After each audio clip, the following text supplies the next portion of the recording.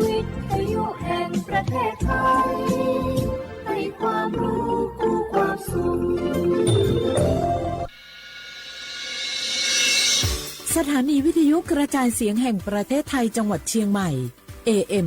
1476 กิโลเฮิรตซ์สถานีวิทยุภาคภาษาชาติพันธุ์แห่งเดียวในประเทศไทยที่มีความทันสมัยเชื่อถือได้สร้างอัตลักษณ์กลุ่มชาติพันธุ์สู่สากล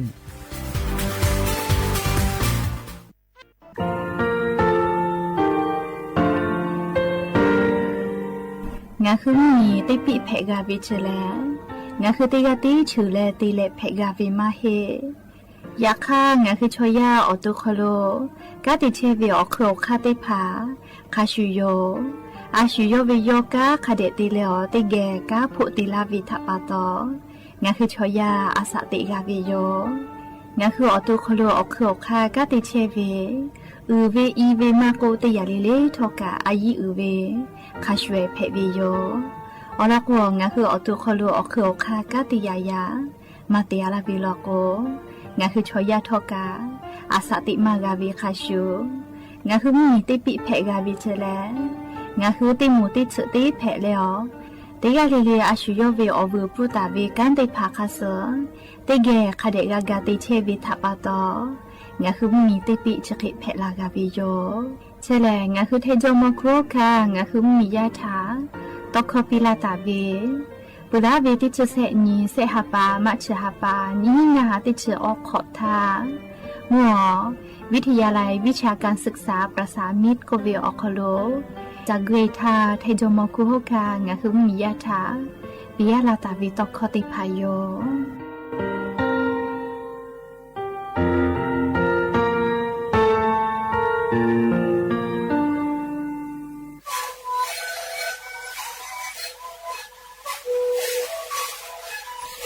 กูมันคือยาแก้เชื้อเวออกเข้าชิลแล้วหูเข้าตะกัวออกดีจังหวัดที่ไหนเอ็มนาบาเด็กที่โอหาสิจิตกิโลเฮ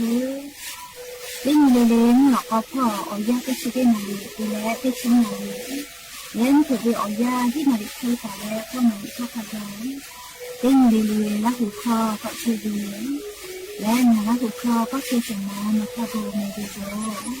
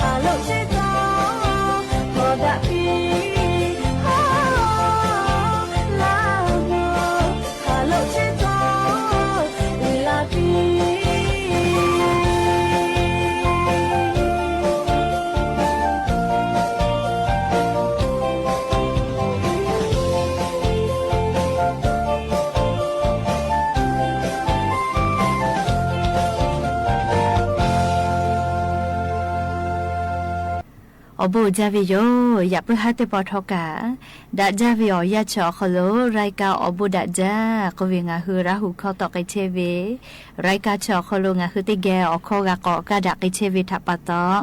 อลอเปเลติกาเลเลฉะตะอือยอยาวิโออคโลตอยอเลอละเซจาลาวิโยแมหาวิโอวิโอนี่ราหูยากับพ่อชื่อพ่อรู้เชตาเวคักให้เพชลีนาติกาเลเลทอกาจาเมดอเมซุเมกาเมฮาเลดอซาเชอลีนาจะได้เจอวิโอยาแล้วเจ้ายาปีปาเชวิโยมุยิคืออยาปุลาพ่อเชอแม่มุกะวิโอยาตาปอลุอิเชอเจดาปะตอเลงาฮือติกาเลลิกาเชซาจอซาเลฮาเลดอซากาตัวปูเลจาวิดอวิเชวิจอวิเตเจเลเลพ่อกาอายีอยู่และอาชุยอตัวยอยากาทะคเดนหาซาดักอิสิแม่และยันยิเวอยาทอกาจะได้สอคโลแลสปุขอนี้เตปอกกะมีลาเปยันยิแลติชฮาปาออตุบะฮาปาคโลยันยอติชหินีหมอนแพวิโยและจะขอทอกานี้หินชงาขอสขอฮาวิโอวิโอเนี่ยละหุยาติเผาเตฮาเลเลวิโอยาฮินาริควายตาเลกอนาริทักกายเตฮาเลเลงาคือละหุคอรายกาอบุดะเจ้าคโลตอกไอเชวิโยวิทยุเรดิโอ AM ติฮิโอหาสจิกกิโลเฮิร์ตเตไลพอปุตาเลกาเลนิพอติพอแล Facebook Fan Page สวทเชียงใหม่ AM 1476พอกะไลฟ์สดติตอกไอเชองาคืออวิโอเนี่ยละหุยาติพาลุลาเลกากากามปุวิทยาธาติกาติไลติกาติแชกดไลค์กดแชร์ติแลนี่คือละหูชอจือทะติแกโอกาปิดักไอเพวิยอมแล้วอย่าเพิ่งหาวิอยาคโลทอกายูเวลาตาเวซาตาอลอติภากาไลรอยูเวลาตาวิโยยะญอชะดิซอคโลกาสเปขอนเพและลีไลกาทอกาจะสอจักกือติภาออติอคโลแกเลกอลาเวลีวาซาจ้อยกาเจ้าลาจะสขากาจักฮอเมจาลีคือก็งาคือราหูยาจะสจาบุชุมปอยวิอยาเลงาคืออามาจาเลก็งาคือวาซาจ้อยติภาเตียเวเลเมจาเลจาดะดอดะเชดะจอดะวดะกาดะวิอยาโยเลจะสจาบุชุมปอยแลอลก็งาคือมือจาวิชกะคือจากุมาเลจะสอกาจะทักกะก็เลอะโลเลเฮพอเฮทูเวเฮกอเวจาจอจาพุจาสุฟุกเวลูกคือจาเล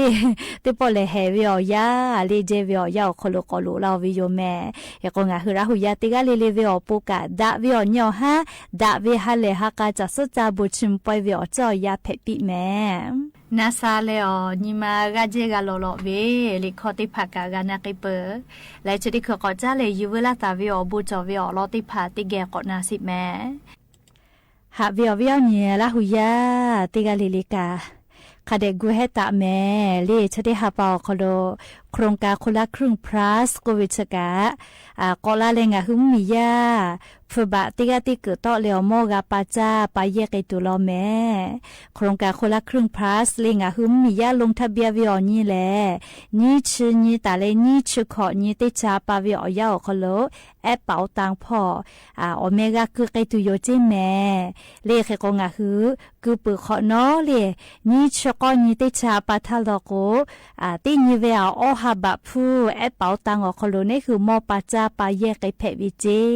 เลจะขอวิอยาแลพลัสก็วิกอลาวิทัปปะตอปุลาทาอเกกามาวินะยะเนอาสาติชขออคูวิติมูตากาไกวิเจเลขเตเลไทนิกุชอไทวิบะกาจอวินะเปือเลกาเลงาฮือบาสวัสดิกาแห่งรับบาโคจอคโลมากาวิชอติภากาเพวิเจเลชกาโครงการคนละครึ่งพลัสเลอาจุยารัฐบาลสติจุ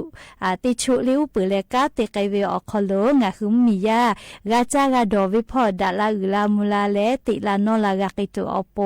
เลโครงการชติมายุกอลาเลติไกตาวิเจเฮกงาฮือกาคือกาจอวิชติภาเพวิเตกาเลกาตาลุปิเมเลคาเดลงทะเบียนเลติกาติกือกาโตเลกาเยวิกางาฮืออาสะติกอคโลจาตุดอตุมอติภาติญิปุติญิเลกาลากามาวิโยเฮกมอฮอกือไซติภาลอกกามอฮอกากิตุโยเลชกาคนละครึ่งพลัสอลอยูเวลาเลงาคือราหุยาทะนอลาวิติจือเพวิโยแม่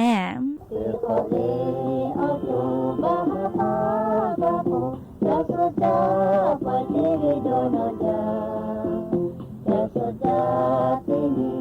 吉他吉他，哈嘞哈，卡波达嘞嘎达，一个嘞不吉哈吉达嘞，不也可哈姆吉姆嘞，那啥呗，哈姆古达拉达嘞，你追达嘞马拉嘞。Jasa pembangunan bumi kota uti kadala ikhali jauh Allah ya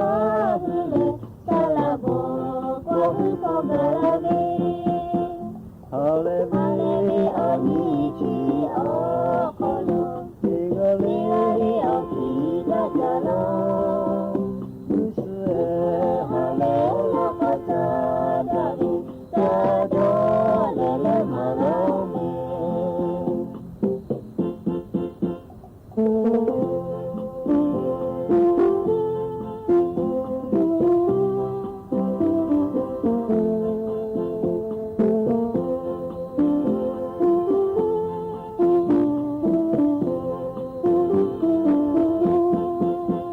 Tigali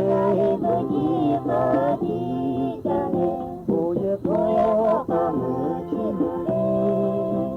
na sha be kamu kudara kabi eke jale malame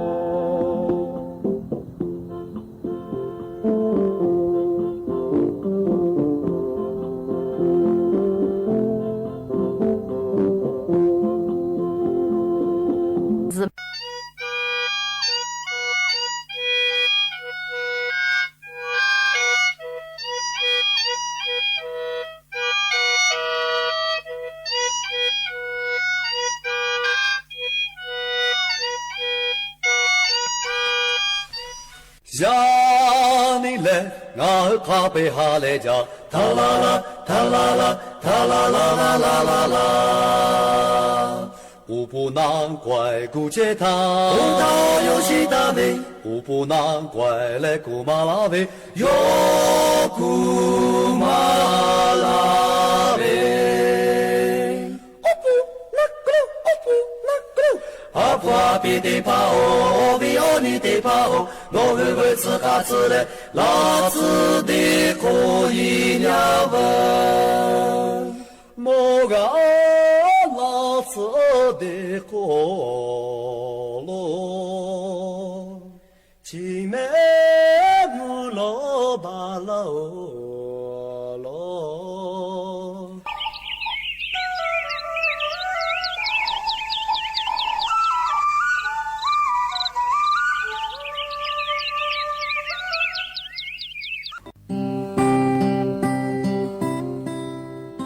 ở nhiều ha buộc cái chế về khá sưu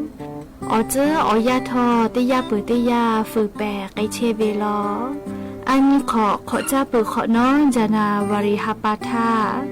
hay phô chú lẽ mô yo gì yo si cư ta về ở tu bà hapa nô về bà hapa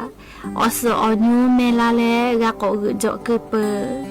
ya ni ngã khứ ha lẽ ha ca về ở gia tê bọ cổ gà mi la lẽ ha lẽ ha ca cha sọ cha về bố chim poi cổ gà mi la bờ cha sọ cha về poi chỉ lẽ ngã khứ la hù ya về choli valley phe về yo ngã khứ la hù ya cha sọ cha về choli valley magame kai tu ya ni no le nga la se cha da leo ngã khứ la hù cho mo chui ta la ta về cha sọ cha về choli valley tha ngã khứ te ge ha sa kya vơ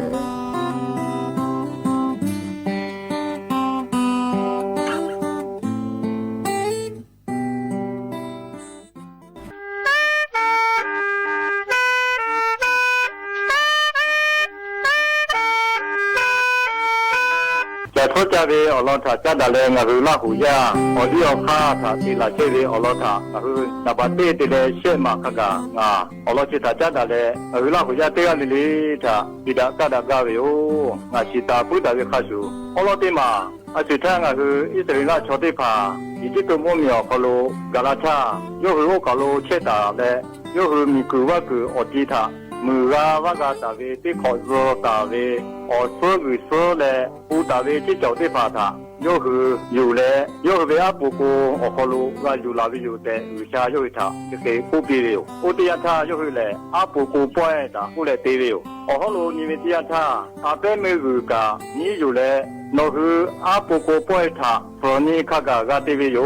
de wisha yo hita upi yo o ve khasu yo hika froni khaga yo hu hu ta ve chi chao ti pha tha yu le yo hu ga ta ve mi ta wa ta ve o chi o no ti pha tha yu ve le wisha tha ta pi yo ko lo apu ko poeta o le froni khaga apu ko poeta tv yo de o ve ya ko lo yo hu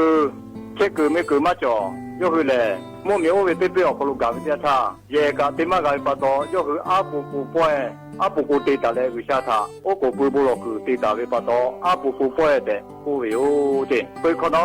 你嘛对嘛，那是可靠，说了么我追赶他，寂寞为的不为我老他，你帮可靠说了么要，为啥他寂寞为波的，我不会有。我为这样他又回来，说了么为我追他，我也的不为我可路，又回阿图嘛打这个我可路打嘞，为啥他去么为我这，又回我可路包苦咖啡这打为，又回没打瓦打为嘞，又回胡打为这叫对发他有嘞啊，又回好些我可路改嘞，加打比为，又回有了打为打都对发。包苦的话，为啥他不拿回可能？打打的小的话，加打了打的小的话他，我可比嘞，啊，只要为阿可路有回来，加配的有的，因为他这个股票的有的，我这样他，我看说了么，我追他，打嘞，起码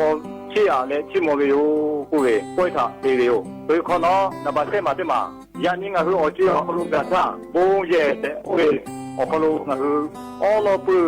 多挖多打的。我是我弄的把他，那是马家是他，有该嘞不要可路打打了，打嘞为啥他，下嘞寂寞了，人家弄嘞，啊需要为处理完的他嘛个有嘞，为啥打比打比为啥不拿比打比他，又是我有嘞为啥他，我打比都为这的嘛，又是我可路嘛多个，我们要铺个都为这，吵架没寂寞嘞，吵架寂寞，比都我不这又是对了，这开始人家是不破西破为。จะสุดจะป่วยเตวิมาโกอีกานุคือโจกาโลขับบีตัวลาวิวที่เลยอาตุมาปาตัวเลยแต่อุตางาคือเวอปูอปีอปาอเอสละสมาธิปามาปีชิปีเวอข้าขะเดมาปีปาโตยันยาเนี่ยยันนุติปาวิชาสะชิโมเลที่ชิปูตาวิติมางาลูออกลูแม่ไก่เชวิตากาโมวิโอที่พาก็เคยจะสู้เจ้าวิทยาท่างาลูฮูตาวิราเอติภากะอยู่แล้วมีชอกดูเลยโอ้งาคือเบุญยาคนรู้ชาวบ้านป้าลูแต่เลยวิชาท่าชิมเอาไปอยู่โอ้ท่าอยู่แล้วยกคือเราอุติภาตัวเจ้าเวลายกมาตัวเจ้าอยู่คุยแล้วโอเคโอเจเตวิวโอเจเตเลยฮูตาวิวแน่ขอที่ขอขัดใจกับวิธามีโตว่าโตตาวิโอชิโอนุ่งเจติเกราเอติภากะอยู่แล้วที่ป้อวิชาท่าโอตาปีวิที่จอที่มาลีลีกูจะเกิดติเจวิตารามวิวที่เวลางาคือมาติคือมาติโจเวลาแต่อุท่าที่จิเลงาคือเตกาเวกูตัวนู้นตัวซากามากูไฟงาไฟที่งาที่พามากูวะที่พามากูที่จิเลงาคูตาเวอาจจะขัดติเจติบาอยู่แล้ววิชาตาติโจวิวจิเลงาคือเตคือเวโอกูปูเวอลีติมาเกวิวอชีอนูอรูขัดอยู่แล้ววิชาตากาตาเปียวแม่นอคือเกลูโจตาเวนอคือถ้าอุปเชเวตัวคู่กูจะโอเคยันที่จะโอเคงาโอเคสละแต่กูวิวสละถ้ากาตามปีวิวกาจ่าปีวิวที่ข้าชูยันนี่งาที่ผ่างาก็ยันนี่จะสุดจะกูชิมป่วยแต่กูเลยยันนี่ข้อข้าสละมุตีวิคือให้ออกข้าสรุกอยู่เลยตีละเชวิยันนี่งาที่ออกจ่อกูกาละเชวิวแต่กาชิวิวจะสุดจะกูชิมป่วยจะที่มาจ่อมาตีมาเพวิวออกแต่อยู่ที่ผ่าก็คือจะสุดจะวิจ่อแค่มาตีก็คือจะอยู่จะเก็บกูเลยยันนี่บุ้มอะไรมุกะจะเก็บกูเลยโอเคอีกอันนึงคือตัวเราจะขับดีทางการมองวิวแต่ว่าจิตที่มองเห็นก็คือเกลูมาการจ่อดูที่ชีปูที่แบบโอเควิชาตาพิจุวิจิเราที่จ่อเต็มหมดเลยก็คือตาลีดีเด็กจะคือเกลีท่าแต่สุดจะวิบูชิมป่วยท่าจะได้เลยก็คือ นี่มาสระมานะครับบูไอ้สันสันยองโคกัดติเชวีหล่อล่าวิปโตงาจีตาวิข้าจูจีวิเคเจนกครียามูที่กาลิลิท่าชิมาเจกูเลยโอกาปีลาวิโอโอกาลาบิโอแต่บุยข้อยลาวิโอบุยจ้าโอ้มาอุยติพาวหามาคือวิโตหามาหาวิโตเด็กขอติปองาคือลาหุยาจะโซจาเวหาเลยเปียชาติอยู่ไหม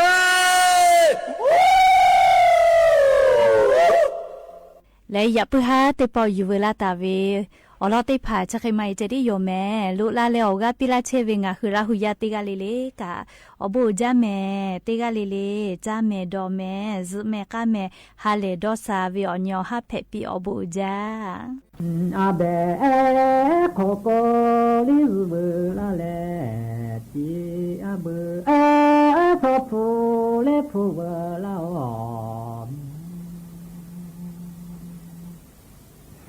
อากอลิโคโกซุเบลาเลจียันชัวโมลิอุปูอากาชิมาลิเนนุยันชิมาถอยจี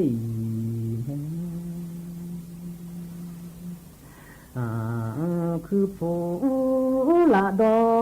คาเบติอาเลบุลูละผู้มีโคคาเบติอาเลบุจีเอลิกาจีเวลาเลมายันลาอยู่ป่วยขาคืออยู่ป่วยเจรุนอยู่แม่อาทีขอปีบาตาเลจิมาทียันขอสือกอกาลาโอเนมืออาลิปิโตชมจิมิกาบุโลเจโคคะเดลิมิโคบาลาโลเมอาลีบูดาอาลิกาดาเลจิมาทียันขอสือหาสือโคทาก็มีลาเลียว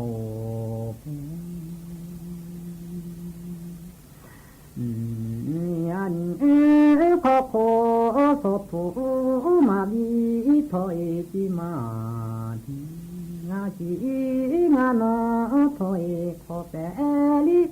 ขอสือโคทาก็ปอเล่าแม่อา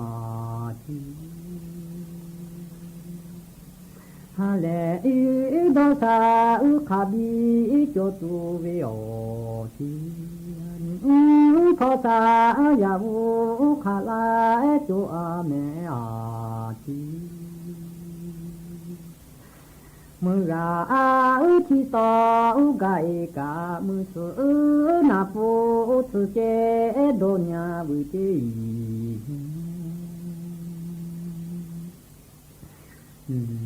สปออาลิโซนายาปูเลอาทีขอบีฮาบีหุยกูอาเบลิอุนกาเพเตกาลิติกาจุยยูนาทีสุโคสุมามาบีลิโคทาเวกูอาลิโคโคอาลิติลูโยเกเกตินเจยายาตาอุเกเดโดเวเจยูเร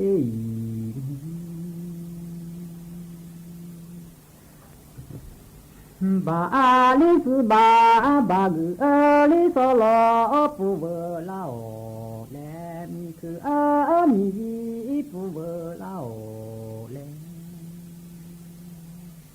พานอที่เจเวลาโอเลอีกาลิที่ฟู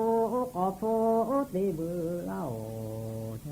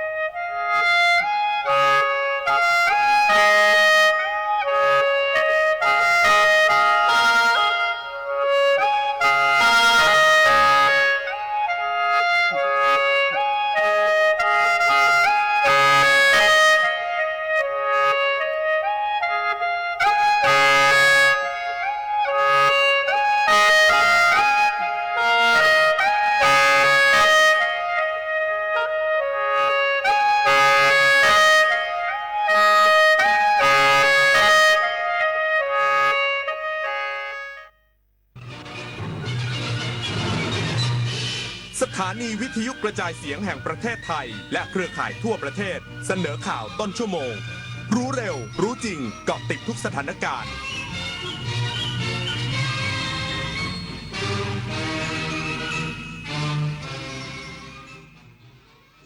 รับฟังข่าวต้นชั่วโมง 21 นาฬิกากับพิญญรุ่งสมัย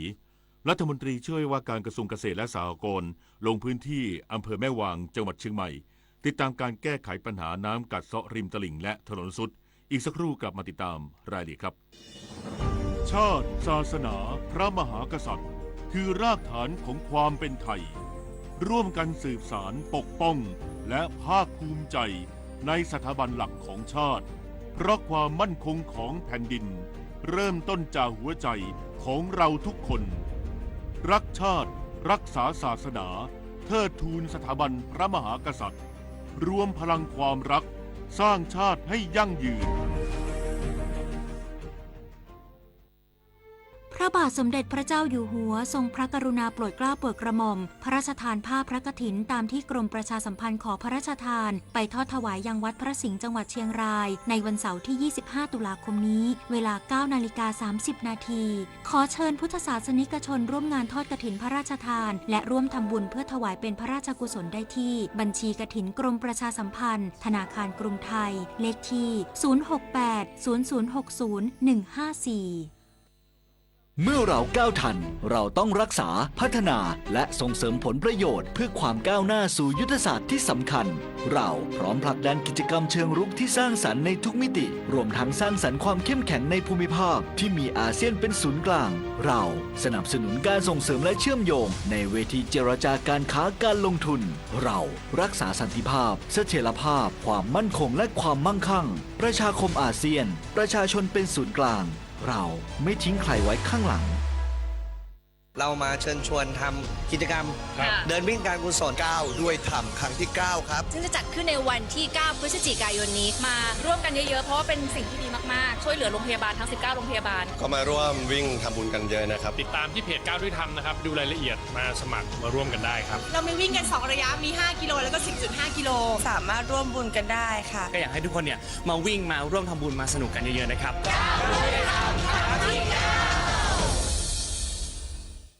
รัฐมนตรีช่วยว่าการกระทรวงเกษตรและสหกรณ์ลงพื้นที่อำเภอแม่วางจังหวัดเชียงใหม่ติดตามการแก้ไขปัญหาน้ำกัดเซาะริมตลิ่งและถนนสุดพร้อมขับเคลื่อนแผนพัฒนาอาชีพให้เกษตรกรนายธเนศ ธรรมรงทิพยคุณรัฐมนตรีช่วยว่าการกระทรวงเกษตรและสหกรณ์ลงพื้นที่ติดตามการแก้ไขปัญหาน้ำกัดเซาะริมตลิ่งและถนนสุดที่ได้รับผลกระทบจากพายุโซนร้อนบัวลอยที่ผ่านมาที่ตำบลแม่วินอำเภอแม่วางจังหวัดเชียงใหม่พร้อมกล่าวว่าพื้นที่อำเภอแม่วางเป็นพื้นที่ที่มีศักยภาพและพื้นที่เศรษฐกิจของจังหวัดเชียงใหม่มีอ่างเก็บน้ำห้วยมะนาวเป็นแหล่งท่องเที่ยวยอดนิยมซึ่งกระทรวงเกษตรและสหกรณ์ได้ปรับปรุงเพื่อเพิ่มจุดรองรับน้ำขนาดใหญ่มีระบบกระจายน้ำอย่างทั่วถึงและเป็นแหล่งท่องเที่ยวสร้างรายได้ให้กับชุมชนในพื้นที่สำหรับชาวแม่วางได้รับการรับรองสิทธิ์ในการเข้าทำประโยชน์บนพื้นที่ดินของรัฐจะได้รับการพัฒนาระบบสาธารณูปโภคให้มีการใช้น้ำและไฟฟ้าอย่างทั่วถึงอีกทั้งกระทรวงเกษตรจะนำกาแฟอาราบิก้ามาปลูกในพื้นที่จำนวน 20,000 ต้นรวมถึงจะนำสาวรสสายพันธุ์ชิลมี่มาให้เกษตรกรปลูกเพิ่มรายได้ยกระดับคุณภาพชีวิตให้ดียิ่งขึ้นชาวนันมาลีรายงานผู้บัญชาการตำรวจแห่งชาติสั่งเร่งตามตัวคนร้ายบุกชิงทองกลางห้างดังจังหวัดสมุทรปราการใช้ระเบิดปิงปองข่มขู่ก่อนขับขี่รถจักรยานยนต์หลบหนีพลตำรวจตรีธีรเดชธรรมสุธีรองโฆษกสำนักงานตำรวจแห่งชาติเปิดเผยว่าพลตำรวจเอกกิตรัตน์พันเพชรผู้บัญชาการตำรวจแห่งชาติได้สั่งการด่วนไปยังตำรวจภูธรภาคหนึ่งให้ระดมกำลังสืบสวนติดตามตัวผู้ก่อเหตุบุกชิงทรัพย์ร้านทองเยาวราชกรุงเทพสาขาบางพลีภายในห้างแห่งหนึ่งย่านบางเสาธงจังหวัดสมุทรปราการเมื่อช่วงบ่ายที่ผ่านมาดำเนินคดีโดยเร็วที่สุดซึ่งจากการตรวจสอบกล้องวงจรปิดพบคนร้ายเป็นชายผิวคล้ำสูงประมาณ170เซนติเมตรสวมเสื้อโปโลแขนสั้นสีขาวกางเกงยีนขายาวสีเทาดำรองเท้าผ้าใบสีน้ำตาลและสวมหมวกไหมพรมปิดบังใบหน้าโดยใช้อาวุธปืนพกสั้นไม่ทราบขนาดและชนิด1กระบอกพร้อมระเบิดปิงปองกว้างเข้ามาในร้านก่อนชักอาวุธปืนข่มขู่พนักงานแล้วกวาดทองรูปพรรณน้ำหนักรวม24บาทเป็นสร้อยคอทองคำ2บาทจำนวน12เส้นหลบหนีออกทางประตูด้านหลังห้างโดยใช้รถจักรยานยนต์ยี่ห้อ Honda Sumo X สีแดงขาวทะเบียน1กไก่จจาน3371กรุงเทพมหานครเป็นพาหนะหลบหนีไปซึ่งขณะนี้เจ้าหน้าที่อยู่ระหว่างรวบรวมพยานหลักฐานจากกล้องวงจรปิดและเส้นทางหลบหนีพร้อมขอความร่วมมือประชาชนหากพบเบาะแสคนร้ายหรือรถจักรยานยนต์ต้องสงสัยให้รีบแจ้งสายด่วน191หรือสถานีตำรวจใกล้เคียงทันทีจุฑามาศรักษาพันธ์รายงานสำนักงานคณะกรรมการอาหารและยาเชิญชวนคนไทยใช้สมุนไพรอย่างปลอดภัยห่างไกลสเตียรอยด์ด้วยหลักรู้เลือกเลี่ยงเพื่อสุขภาพดีปลอดภัยไร้โรคอย่างยั่งยืนนายแพทย์วิทิตสฤทธิ์ดีชัยกุลรองเลขาธิการคณะกรรมการอาหารและยาเปิดเผยว่ายาสเตียรอยด์ถือเป็นปัญหาเรื้อรังที่คุกคามสุขภาพของคนไทยปัจจุบันยังคงพบปัญหาการแพร่ระบาดของผลิตภัณฑ์สมุนไพรเถื่อนปลอมปนสารสเตียรอยด์อวดอ้างสรรพคุณแก้อาการต่างๆเช่นแก้กระสายเส้นแก้ปวดเส้นปวดข้อเอ็นยึดปวดเข่าปวดกระดูกขายผ่านออนไลน์ร้านค้าทั่วไปรถเร่จนถึงผู้ขายรายย่อยโดยใช้สื่อหลายรูปแบบทำให้ผู้บริโภคตกเป็นเหยื่อนำมาซึ่งอันตรายต่อสุขภาพร้ายแรงเป็นอันตรายถึงชีวิตสำนักงานคณะกรรมการอาหารและยาห่วงใยสุขภาพของคนไทยจึงแนะนำการเลือกใช้ผลิตภัณฑ์สมุนไพรอย่างปลอดภัยด้วยหลักรู้เท่าทันคำโฆษณาอย่าหลงเชื่อผลิตภัณฑ์ที่อวดอ้างว่าสามารถรักษาได้ทุกโรคเลือกซื้อผลิตภัณฑ์สมุนไพรที่มีเลขทะเบียนตำรับยาหรือเลขอย.ถูกต้องพร้อมระบุส่วนประกอบวิธีใช้คำเตือนวันเดือนปีที่ผลิตและหมดอายุครบถ้วนและหลีกเลี่ยงการซื้อผลิตภัณฑ์จากแหล่งที่ไม่น่าเชื่อถือปุริมพัฒน์สอนการรายงานจบข่าวพิญโยรุ่งสมัยอ่านรับฟังข่าวครั้งต่อไปเวลา 22:00 น.ติดตามข่าวที่นำเสนอไปแล้วได้ที่ www.thainews.prd.go.th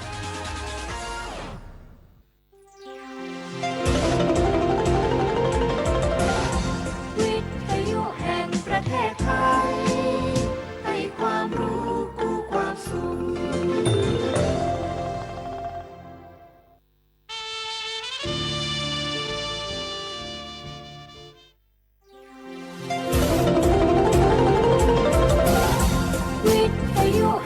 ประเทศไทย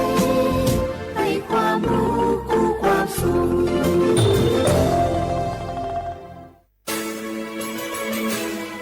สถานีวิทยุกระจายเสียงแห่งประเทศไทยจังหวัดเชียงใหม่ AM 1476 กิโลเฮิรตซ์สถานีวิทยุภาคภาษาชาติพันธุ์แห่งเดียวในประเทศไทยที่มีความทันสมัยเชื่อถือได้สร้างอัตลักษณ์กลุ่มชาติพันธุ์สู่สากล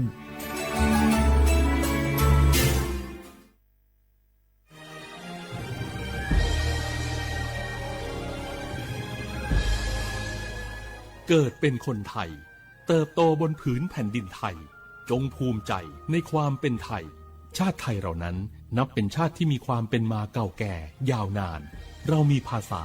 วัฒนธรรมและมีสิ่งต่างๆที่เป็นเอกลักษณ์ให้เราได้ภาคภูมิใจในความเป็นคนไทยเราควรเห็นคุณค่าและมีความรักชาติหวงแหนแผ่นดินอันเป็นมรดกของบรรพชนร่วมภาคภูมิใจในความเป็นไทย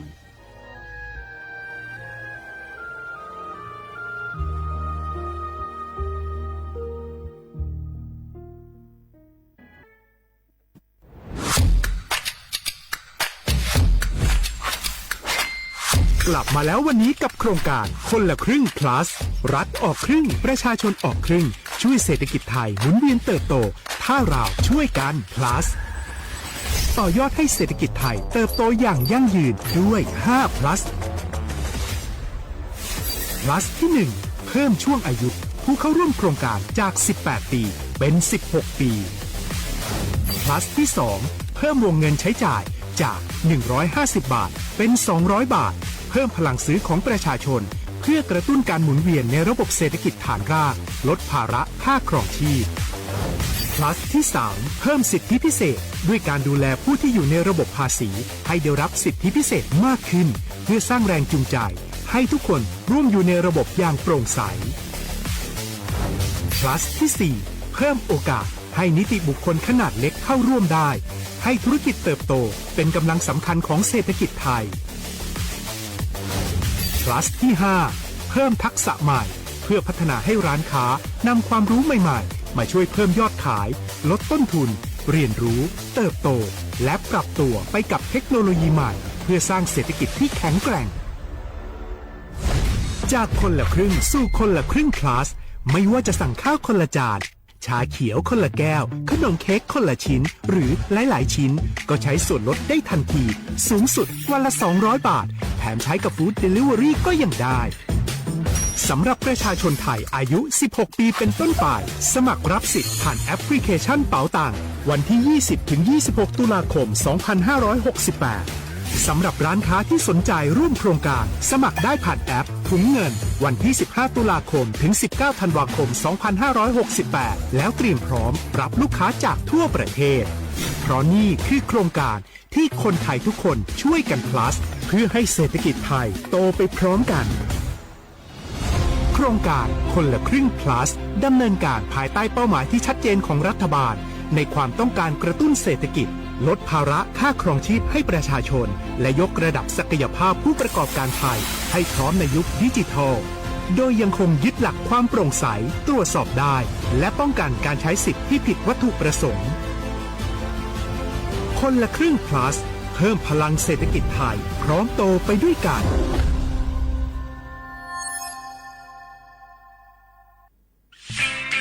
เส้นทางสายหมอกที่สวยที่สุดในเมืองแพร่กำลังรอทุกคนไปวิ่งด้วยกันครับทุกก้าวของคุณคือพลังของลมหายใจชวนเพื่อนชวนครอบครัวมาวิ่งฝ่าสายหมอกเพื่อโรงพยาบาลแพร่ในวันอาทิตย์ที่ 7 ธันวาคม 2568 บริเวณลานกิจกรรมหลังวัดพระธาตุช่อแฮมาร่วมกันส่งต่อพลังแห่งความดีเพราะทุกก้าวของคุณช่วยต่อชีวิตให้กับผู้ป่วยในโรงพยาบาลแพร่สมัครได้เลยวันนี้แล้วไปวิ่งด้วยกันในวันอาทิตย์ที่ 7 ธันวาคม 2568 พบกันบริเวณลานกิจกรรมหลังวัดพระธาตุช่อแฮนะครับฮัลโหลสวัสดีครับพี่น้องอายุนี้เดือขยาวโฆษณาไกกะกอสถานีวิทยุกระจายเสียงแห่งประเทศไทยจังหวัดเชียงใหม่พปานเนอบีเคฮอมอนาแอออนหลิญาเมเจสถานีวิทยุกระจายเสียงแห่งประเทศไทยเฮนาอย่าซิมก้อนบีเอดูอย่าล้อนแต่ช่องหางละหาเชลกับปจักันเนอดูพออีสอนนี่กามาเล่าเนกามองขากากายกุญญาอายุเนียวโฆษณาบีเกหมอญาแลนึงมาอ้อนนานากาไงเหลียวเนในชนยังอายุเนียวนากาสัมโบนาขอนี่จำยองาซุงมีสีโกจำยอโปเย่และงาเดใจที่โบนาขอนี่จำยอเวนี่มีโกเย่งาสีเวและงายีเนียวมาเซเกญาบุกกี้ดูนี่สิข่าวรับสมัครไปทำงานต่างประเทศเห็นว่าจ่ายทั้งค่าตั๋วเครื่องบินให้ที่พักฟรีแถมมีโบนัสตั้ง5 เท่าของเงินเดือนมีเงินส่งให้ที่บ้านสบายเลยแต่เขาขอค่าดำเนินการเป็นแสนใช่ไหมแล้วก็ให้กรอกข้อมูลส่วนตัวแอดไลน์สแกน QR Code ด้วยรู้ได้ไงอ่ะกำลังจะโอนเงินไปพอดีเลยก็ตอนนี้นายหน้าเถื่อนกำลังระบาดหลอกไปทำงานต่างประเทศรายได้ดีมีสวัสดิการเลิศพี่สาวฉันโดนมากับตัวเสียเงินเป็นแสนแทนที่จะได้โกอินเตอร์โหแบบนี้ก็พังหมดสิขอบคุณนะที่เตือนเกือบไปแล้วเมื่อไหร่เราคิดให้ดีก่อนเชื่อเช็คให้ชัวร์ก่อนแชร์แยกแยะข่าวก่อนตกเป็นเหยื่อไม่เชื่อไม่รีบไม่โอนโดยสำนักประชาสัมพันธ์เขต 3 กรมประชาสัมพันธ์ขอชอชอเมนูเมนูเมนู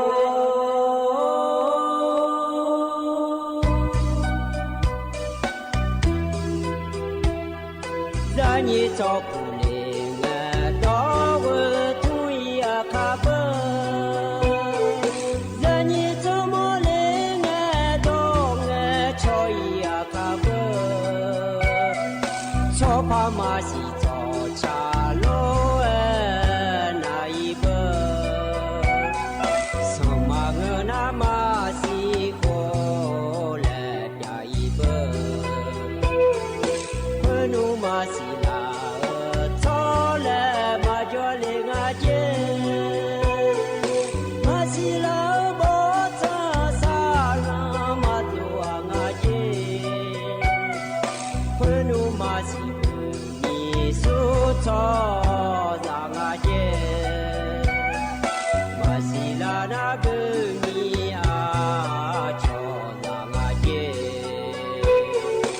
云西啦，要哈冲呀。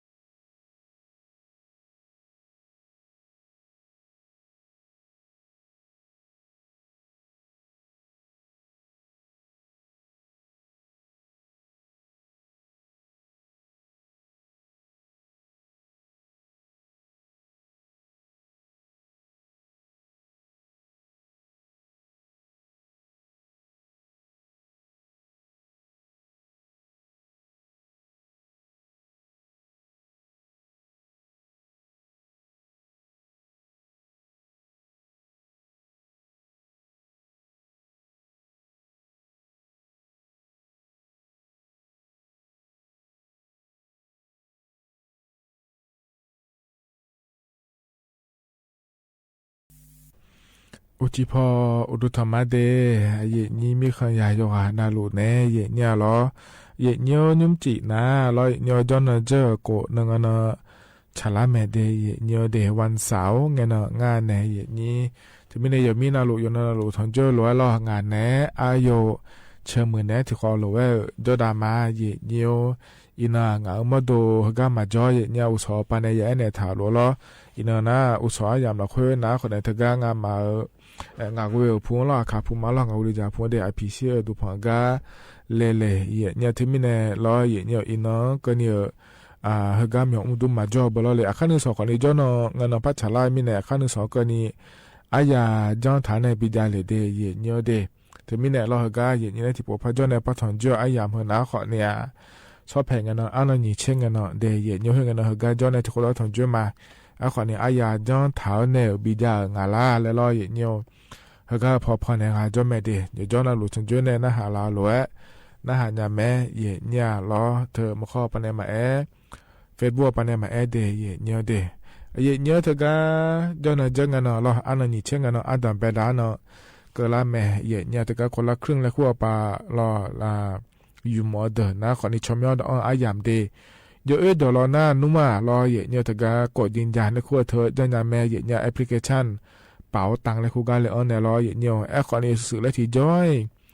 มาจ้องหอเดือก็ปูรัฐบาลปานในชบากาอยากเกิดหมอมีอะไร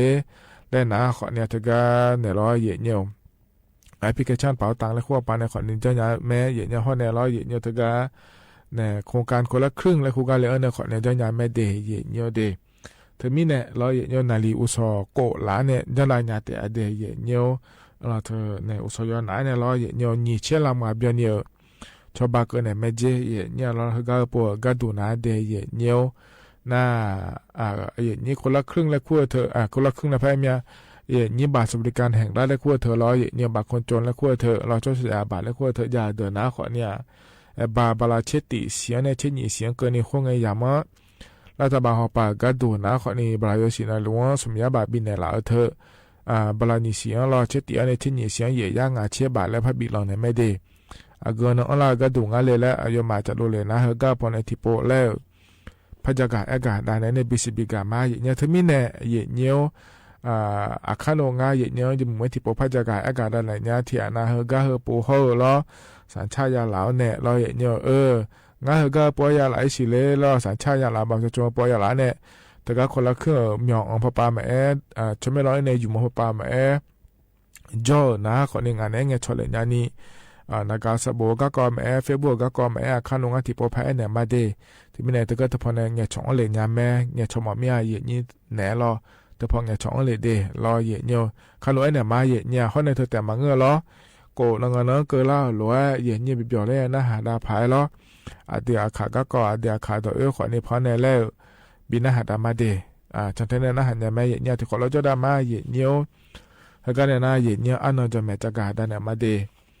นิมจีกาเยนี่นะทอนจ่ออาเดียขาอันนั้นนะรอเยเนี่ยเธอมีอยู่ที่นั่นฉลางาเยเนี่ยรอบลาสีนะขอเนี่ยเชสีอาขวนะเชที่ขวไม่เดไทยอันนั้นนะอินาวันเสาร์อันนั้นเชยบลาสีนะรอเยเนี่ยตุลาคมอาโคนั่นยี่พังอายาโกชี้แยงาเดยเนียวหน้าโคโตลาโตลอเยนี่นะทอนเจอนิมจีอายามาลาคุยเดอันนี้ก็คนเล่มทำเอจักรแล้วเนี่ยมีนาดชาติบิมแล้วพนาหาดามาเยเนียวนี่มันก็พนันบินาหาดาหน้าคนในอุปเดอาคาเนชาลองามาพัวโดเดกาลาวและชาต่อช่างอดีที่คนร้อยนะหาเปียดามา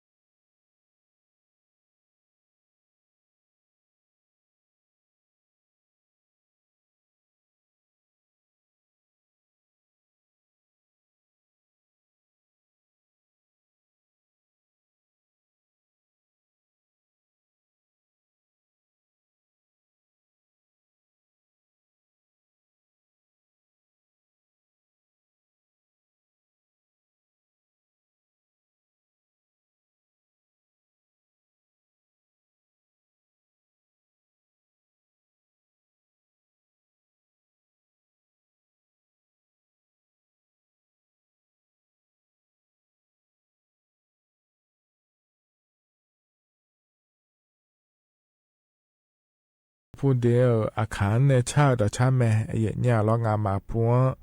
ดอเดกาล่าและชาต่อชาเดโยกานาหลวงเพราะในปีหน้าหาดาเกยานาหาเบียวดูล้อเนี่ยเขาก็จะนอปาหน้าหาล่าโยกานารู้ว่าดูธรรมะเนี่ยมาข้อปนในหน้าหามาเฟซบุ๊กปนในหน้าหามาล้อเลยเนี่ยที่ข้อรู้จดามาเดเนี่ยเดสุดท้ายดับเบิลเงินเ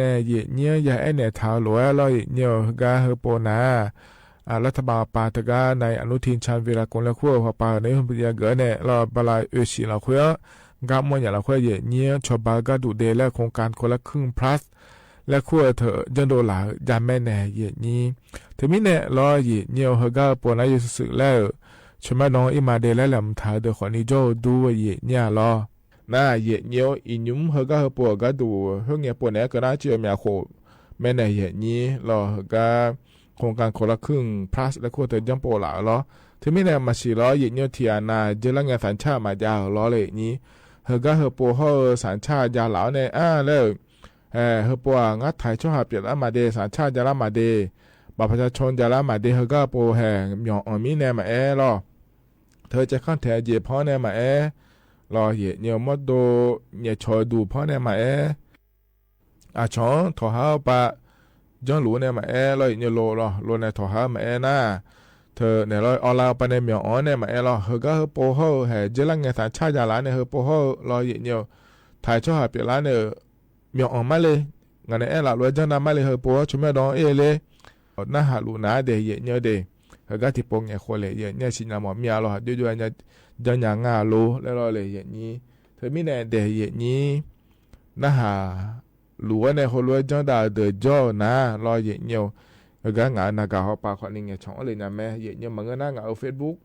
พอปาเนี่ยคนเนี่ยช่องเลยนะแม่เดย์เนี่ยเดย์งานเฟซบุ๊กชุมแม่นะเราเนี่ยฉันคนธรรมดาและเกิดธรรมดาเนี่ยเดฉันคนธรรมดาแล้วเราเนี่ยน่าเธอแต่มาเงอะเหรอให้เฮน่าเกลืออันนั้นนี่เชื่อเนี่ยนี่เชื่อกวนกันเนี่ยเหรออันนั้นนี่เชื่อเนี่ยนี่เชื่อกวนกันเนี่ยนะมีอ๋อเดมาเงอะเหรอเยอะเดเราเนี่ยเธอก็โครงการคนละครึ่ง plus และขั้วเธอเยอะเดเราเนี่ยเฮก็เกลืออันนั้นนี่เชื่อเนี่ยนี่เชื่อกวนกันเนี่ยชมยาดองอีมาเล่และแหลมเท้าเนี่ยรอเจริญเงยห่อสัญชาติเจริญเงยปมายาอยู่นี่รอเขาก็จะนอปาห่อสัญชาติไทยรอบัตรประชาชนยาหลาเนี่ยเดือดถ่ายเจ้าหายาเกลือเนี่ยรอเลยเหตุนี้เธอก็เกลือปูชมยาดองอีมาเดและแหลมเท้าเนี่ยชมยาดองอีและแหลมเท้าเดือนะน่าหาลูนะเดนักการเงยช่องเลยเดเหตุเนี่ยเดมันก็น่าเฟซบุ๊กปนในขอเนี่ยเงยช่องเลยเนี่ยไม่เดชิญญาหมอเมียรอเลยเหตุนี้เฮก็เฮปูโฮเจริญเงยสัญชาติยาเหลาเนี่ยบัตรประชาชนเธอยาเหลาเนี่ยเราเฮก็เกลือเฮปูคนละครึ่ง plus และขั้วเธอรัฐบาลปนชอบบ้ากายาเกินยาเนี่ยก็ดูชมยอดองอิมาเล่และแหลมเท้าเดเดเยเนี่ยเดนากาที่โปเงยช่องเลยเนี่ยหรอเฮก็งานนากาสบุไอโดนเนี่ยหรอบททันยังไม่เดมันก็น่าเฟซบุ๊กปนนะหาลูนะขอเนี่ยมาบทดอนยาเดนะเธอเนี่ยหรอจนอปานะหาขอเนี่ยขอเนี่ยบทยาแม่เดเนี่ย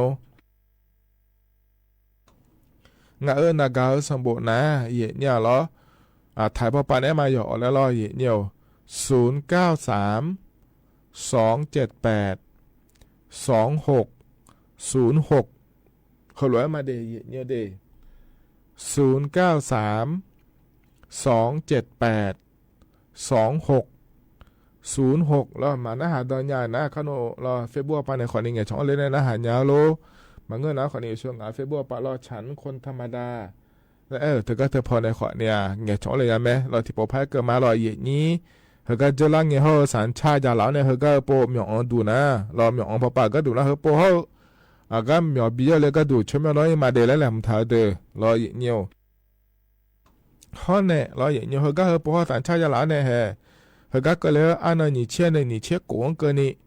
เราคนละครึ่ง plus และขั้วเธอยาเนี่ยก็ดูชมแม่ดอกมาเดและแหลมเท้าเดนุ่มเฮก็น่าหาลัวจ่อนะงานนักข่าวปานแม่งานเฟซบุ๊กปานแม่เงี้ยช่องเลยเดย์เนี่ยเดสิญญาหมอเมียเราจ่อเมโลแล้วเราเนี่ยจ่อนะเงี้ยช่องเลยเดแล้วจะกาเกินไหนเลยเดย์เนี่ยเด那有哈么多嘛个可能有哈是呀出下咯也有เธอ呢这两个不ที่จอยสัญชาติมาละเฮปอสัญชาติยาละเนี่ยร้อยเนี่ยจอยมาเลยดอยมาเลยแล้วแหลมถ้าเดือจ่อนะขอเนี่ยที่ปอจังเลยเดเนี่ยเดเฮกาหนาวเนี่ยต่อชาติบิมแล้วพนาหาดามาเนี่ยเฮกาพนบินาหาดาต่อชาเฮกาบิมนะอาดมอลองเนี่ยชาต่อชางาเดที่ขอร้อยนะหาจอดามา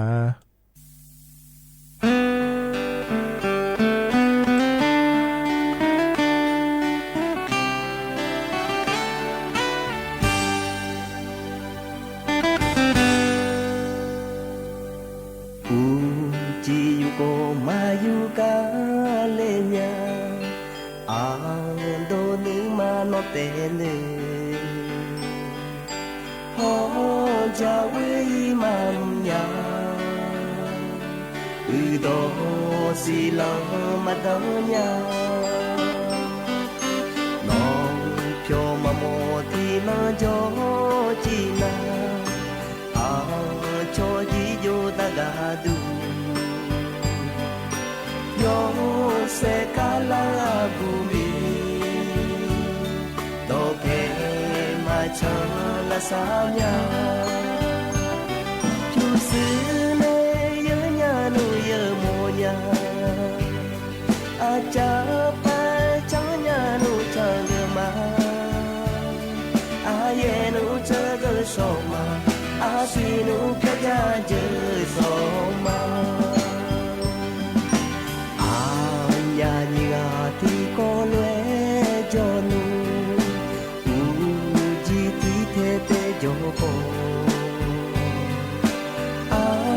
bu ti ka pe ta ko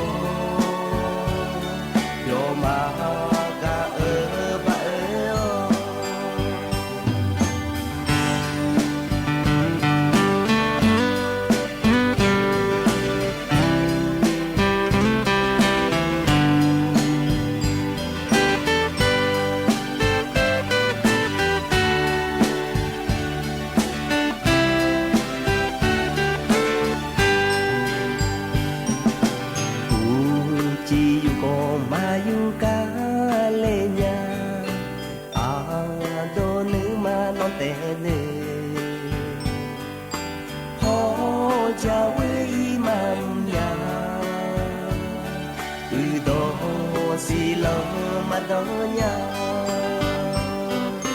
non cho ma mo thi na jo chi na a cho ji yo da ga du yo se ka la bu mi do pe ma cha la sa nya chu si ne yo nya no yo mo nya cha pa cha nya nu cha ge ma a ye nu cha ge so ma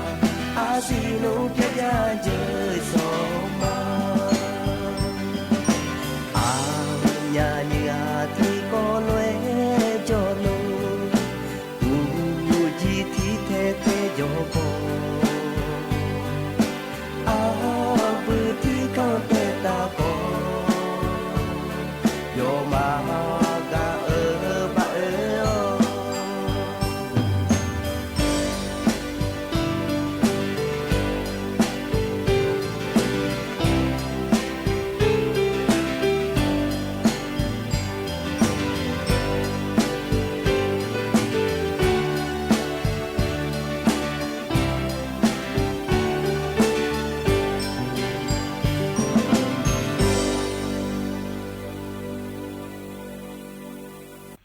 ธนาอาดมอลอนแนวชาดอชาเยญาล้อเวกากาชะเกดอชาเมดียานาหาบยอดุจวานาลุเวลอเยญจนปาลาออนแนวนาหาลายกานาลุแกอุดุธรรมายญามะขอปะเนนาหามาเฟซบุ๊กปะเนนาหามาลอเลยญินิบเจที่ขอลอยจอดามาเยญอินาจนเจอโกนงมีชาลาลอยลอยเยเฮกาเนนาอาเดออาคากักก็แล้วพอเนี่ยบินหาดาญาเยญาที่ขอร้อยนะหาเบียดามาเยญโย งา อันนมาเบที่จินจันเนญาลีอาคาอาบู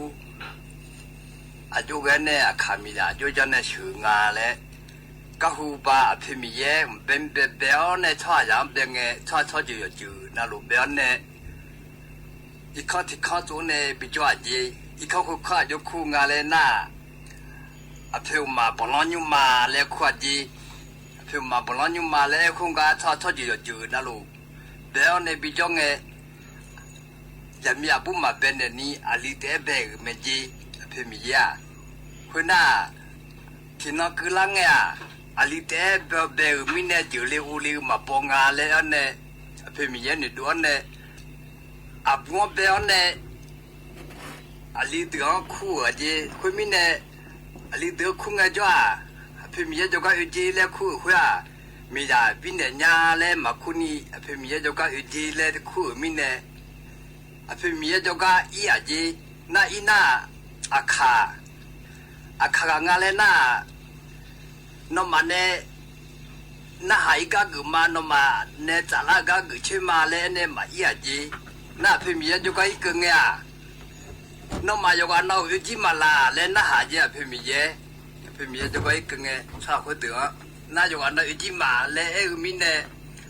อาลีทิกาอาบุทิกาบินเนี่ยเนี่ยบิวลาจีบิวลาไงจ้าขาจะก็คือลาไง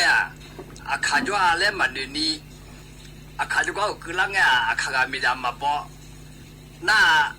ชมมีดาเชิญเนี่ยลาไงยอมมีดามาโจมิเนี่ยเขาขาลิกายอจีนี่ยามียาบินเนี่ยละและพิมพ์เจ้าก็อีวันเนี่ยใช้จีใช้ไงจ้าน้องมาอย่างวันนั้นอุจิมาเลยมิเนี่ย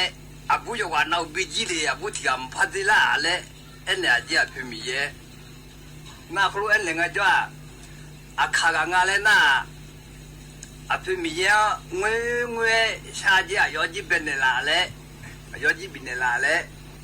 น่าบิจิมิเนี่ยบินเนี่ยยังอาทูเลยอาจีน่าอาคาโฮกายอมีดามบินเนี่ยนุ่งขากมาอุลีเลยอาจีมีอะไรเนี่ยอภิมีเย่ข้าจนเนี่ย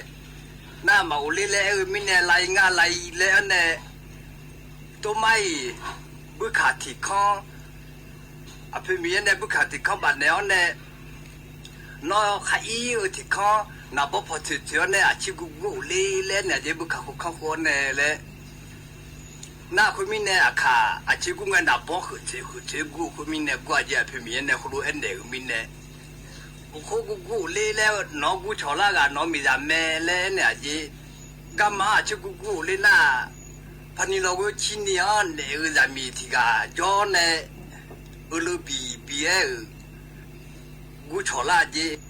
ลูบีจอเนี่ยกูชอลาน่ะยอมมีแต่เมียเลยเนี่ยเนี่ยอีอ๋เนี่ยเนี่ยจะมีหัวเชื้อเนี่ยอุเลี้ยจีอุเลี้ยงจ้าเนี่ยจะมีหัวเนี่ยเชื่อว่ามาตรงลูเนี่ยมีนี่ก็มีเนี่ยอาทิตย์ชอบหาจารย์แบบเชื่อเพื่อดูมาจากมีเนี่ยนี่มีนี่ละมันก็เพื่อมาตรงลูมีเนี่ยบุคคลข้าอย่างคนดูบุคคลข้าอุตุพอเนี่ยว่าดูเจ้าเนี่ย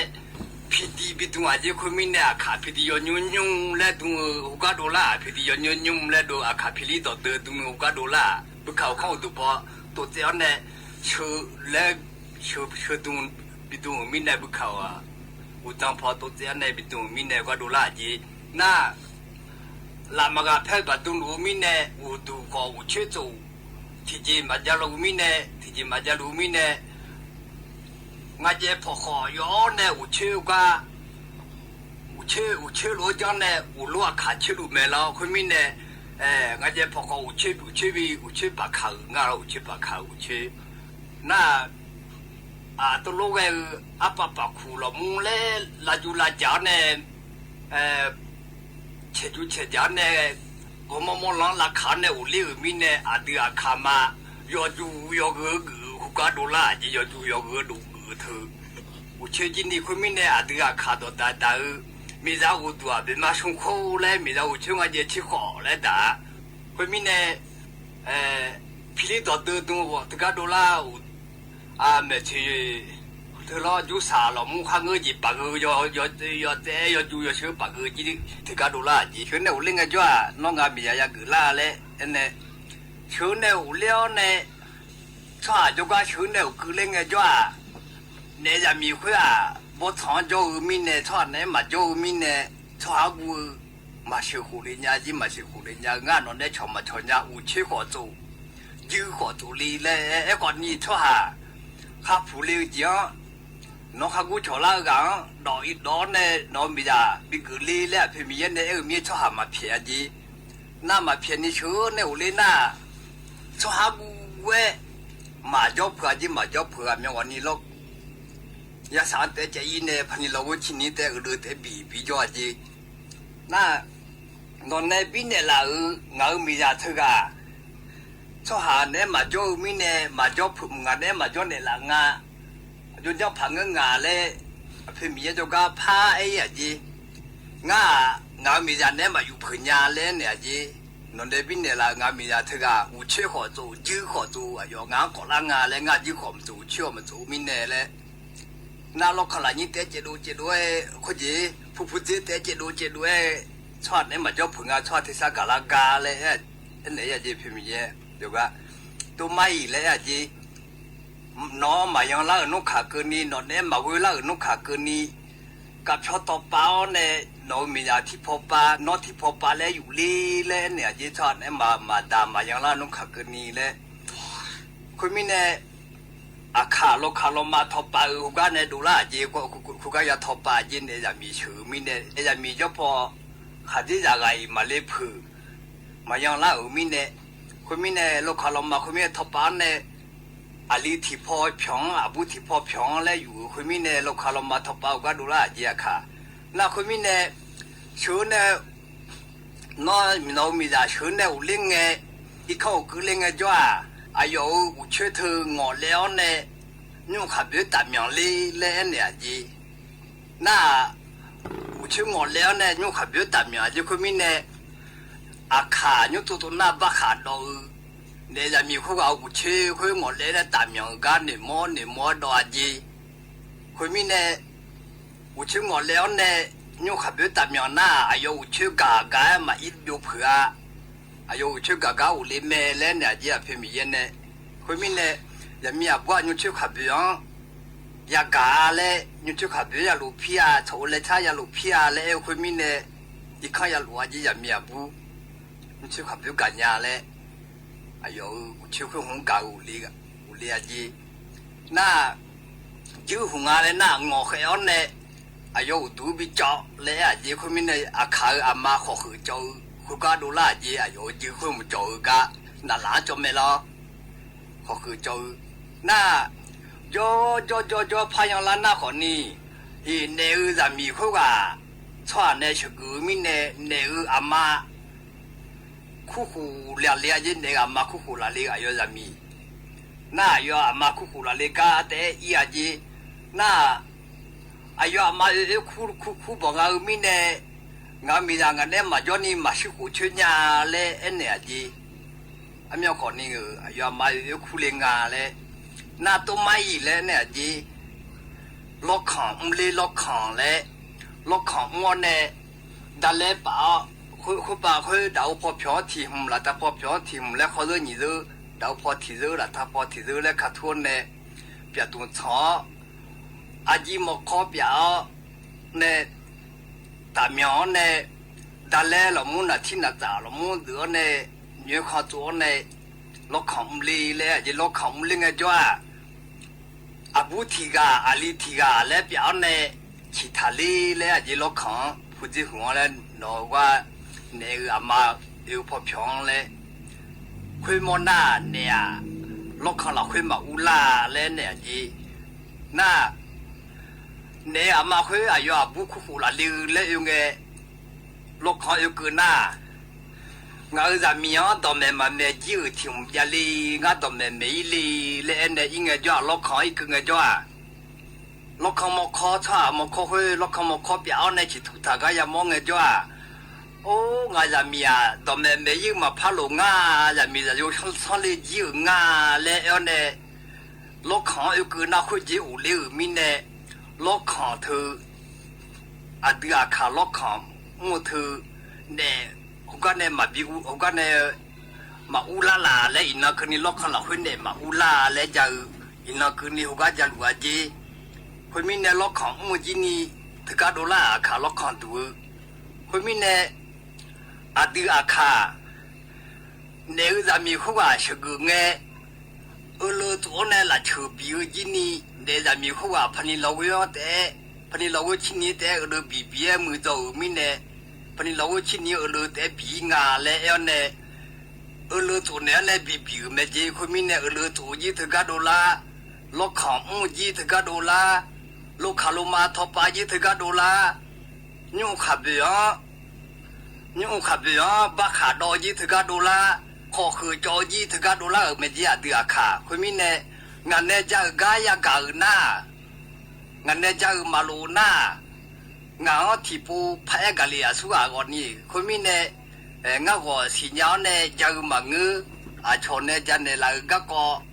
หนุ่ยเท้าเนี่ยชนเนี่ยจะก็เก่าเนี่ยจะเตลีคนมิเน่มาชาเลี้ยยี่มาเงือยี่แต่มาเงือหน้าคนนี้งานแบบที่ปูกันเนี่ยสุอาหน้าคนนี้น้องมาหน้าเนี่ยละเดือดยี่กุลาคือมา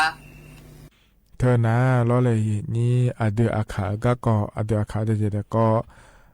อย่าชิจก่อนพี่รู้ว่านี่เนี่ยเงี้ยอันถ่ายเพราะเนี่ยบินอาหารได้มาเดย์เงี้ยเฮกันนั้นเนี่ยตัวชาติจุ่มเล่พนักหาดมาเดย์อโดจัมโบในชาตัวชาล้อเงี้ยมาเสียลุมนึมาสิญญาและชาตัวชาเดที่เขาล้อยหน้าหาเบียดามา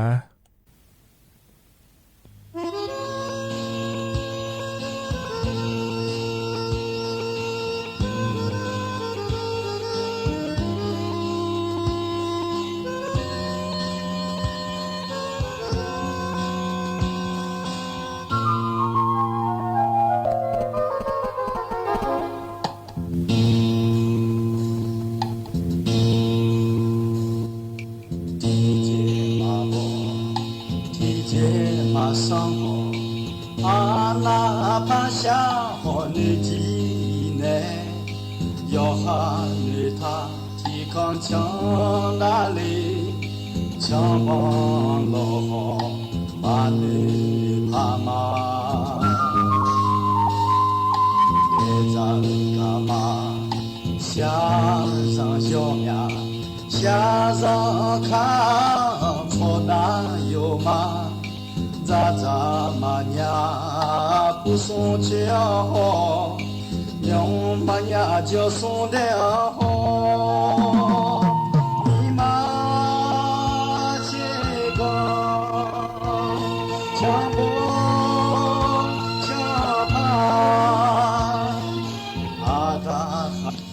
强也啦，长中那那龙，夜雨的那天，妈妈表啥子来嘛爱好，为了嘛心提醒，忙个会个你，嘛想个会个你。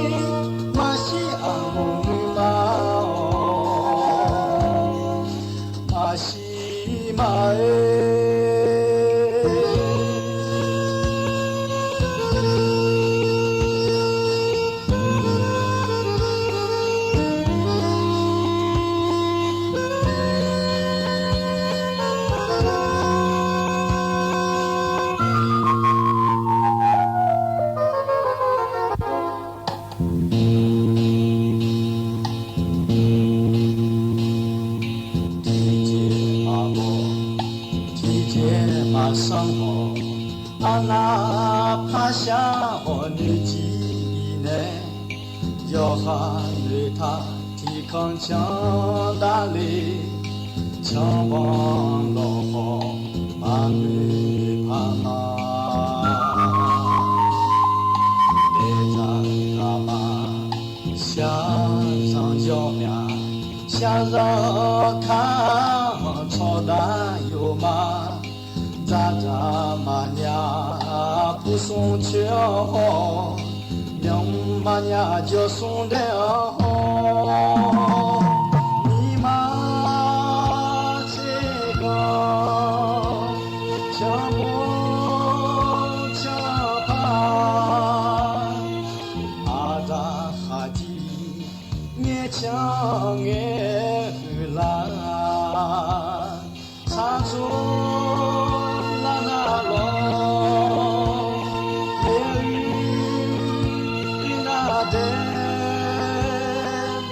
妈妈有啥意来买好，为了马西提醒，马个会个你，马下个会个你，马西安马马西买，我们阿妈有啥意来买好，为了马西提醒。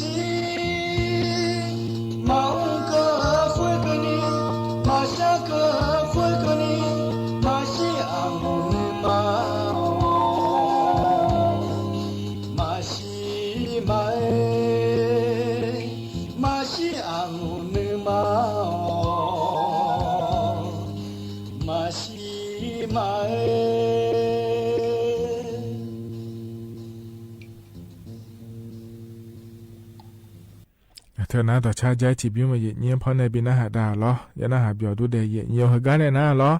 อายามเชฟเพิ่มยังเจล่าเราคุยเยี่ยเนี่ยอายชากาแล้วบินอาหารดากันมาเดนิ่มเจียกาพอในบินอาหารดาเหนะล้ออาโดลโกเนชาต่อช่างอาเดผมพอบินอาหารดาเนี่ยก็อีมาล้อ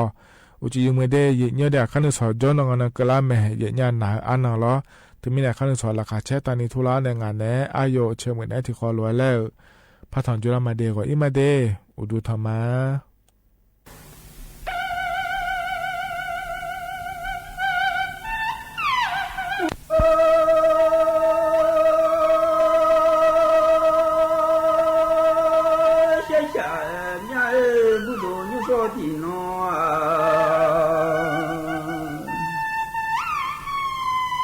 ยาญูจีนาโอละกาชมญูจีจือ ra nội ngã với ta nhi mà từ lên mang ngã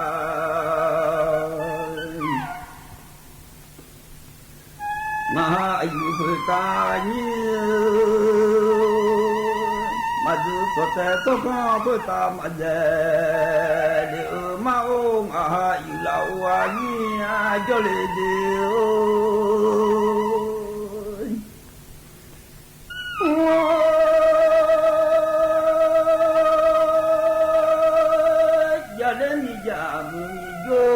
le am de le ya wa no e yo ma mi lo no nya ni ga ga tu nu le u pya ni amado e yo se tu ta mi bu do ayu do mi lo de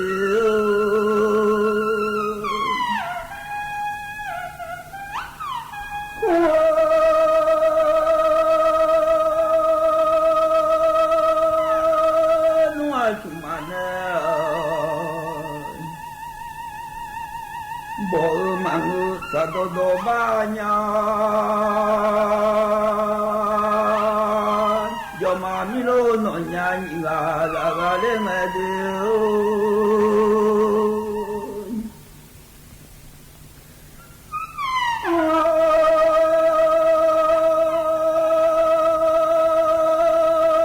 bộ mang sa do do piu nhau ở chỗ tên nhị phật nói nga yo ye ga ngao su se pa da yin nga yo ye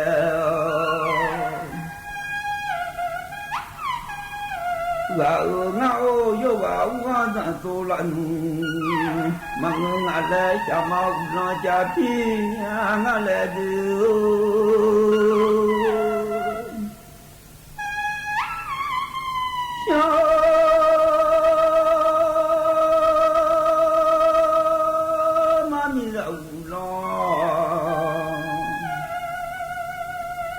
Ya pisa ngala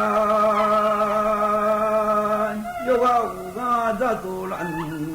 lo nga e yo ma mi lo no nya ni ga la u de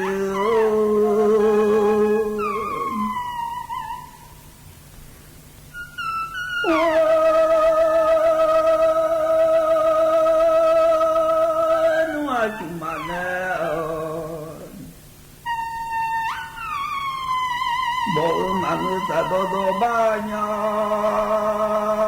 penuh aju kai ne do do lu ni lo nga ne de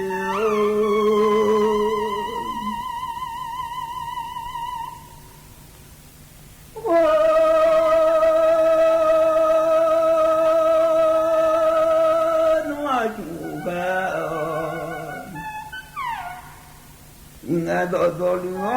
a o ke ne do ta la pu nu le o bia mi a ma go se tu ta mi bu do ayu yu ga ona pu nu la bu to ka mo ke na o la nu le o to ka mi ma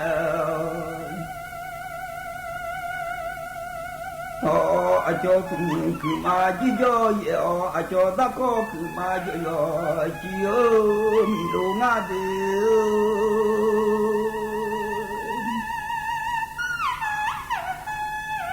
yo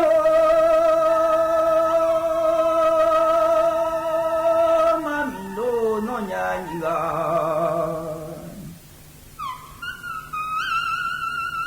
dạo nội xem mà thằng mà bỏ lêu mi lu xem mà phép ya đôi lo mà bỏ đi cho ai đang lo mà ngà người nó ra mi lu nó buồn mi lu điều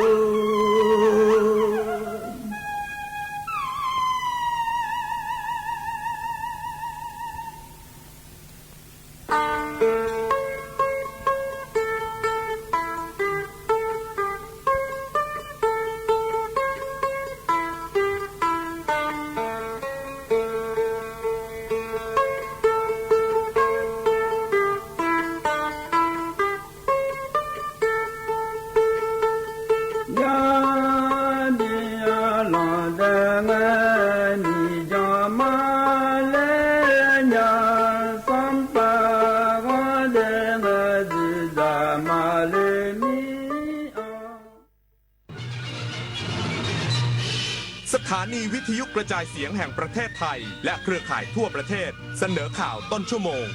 รู้เร็วรู้จริงเกาะติดทุกสถานการณ์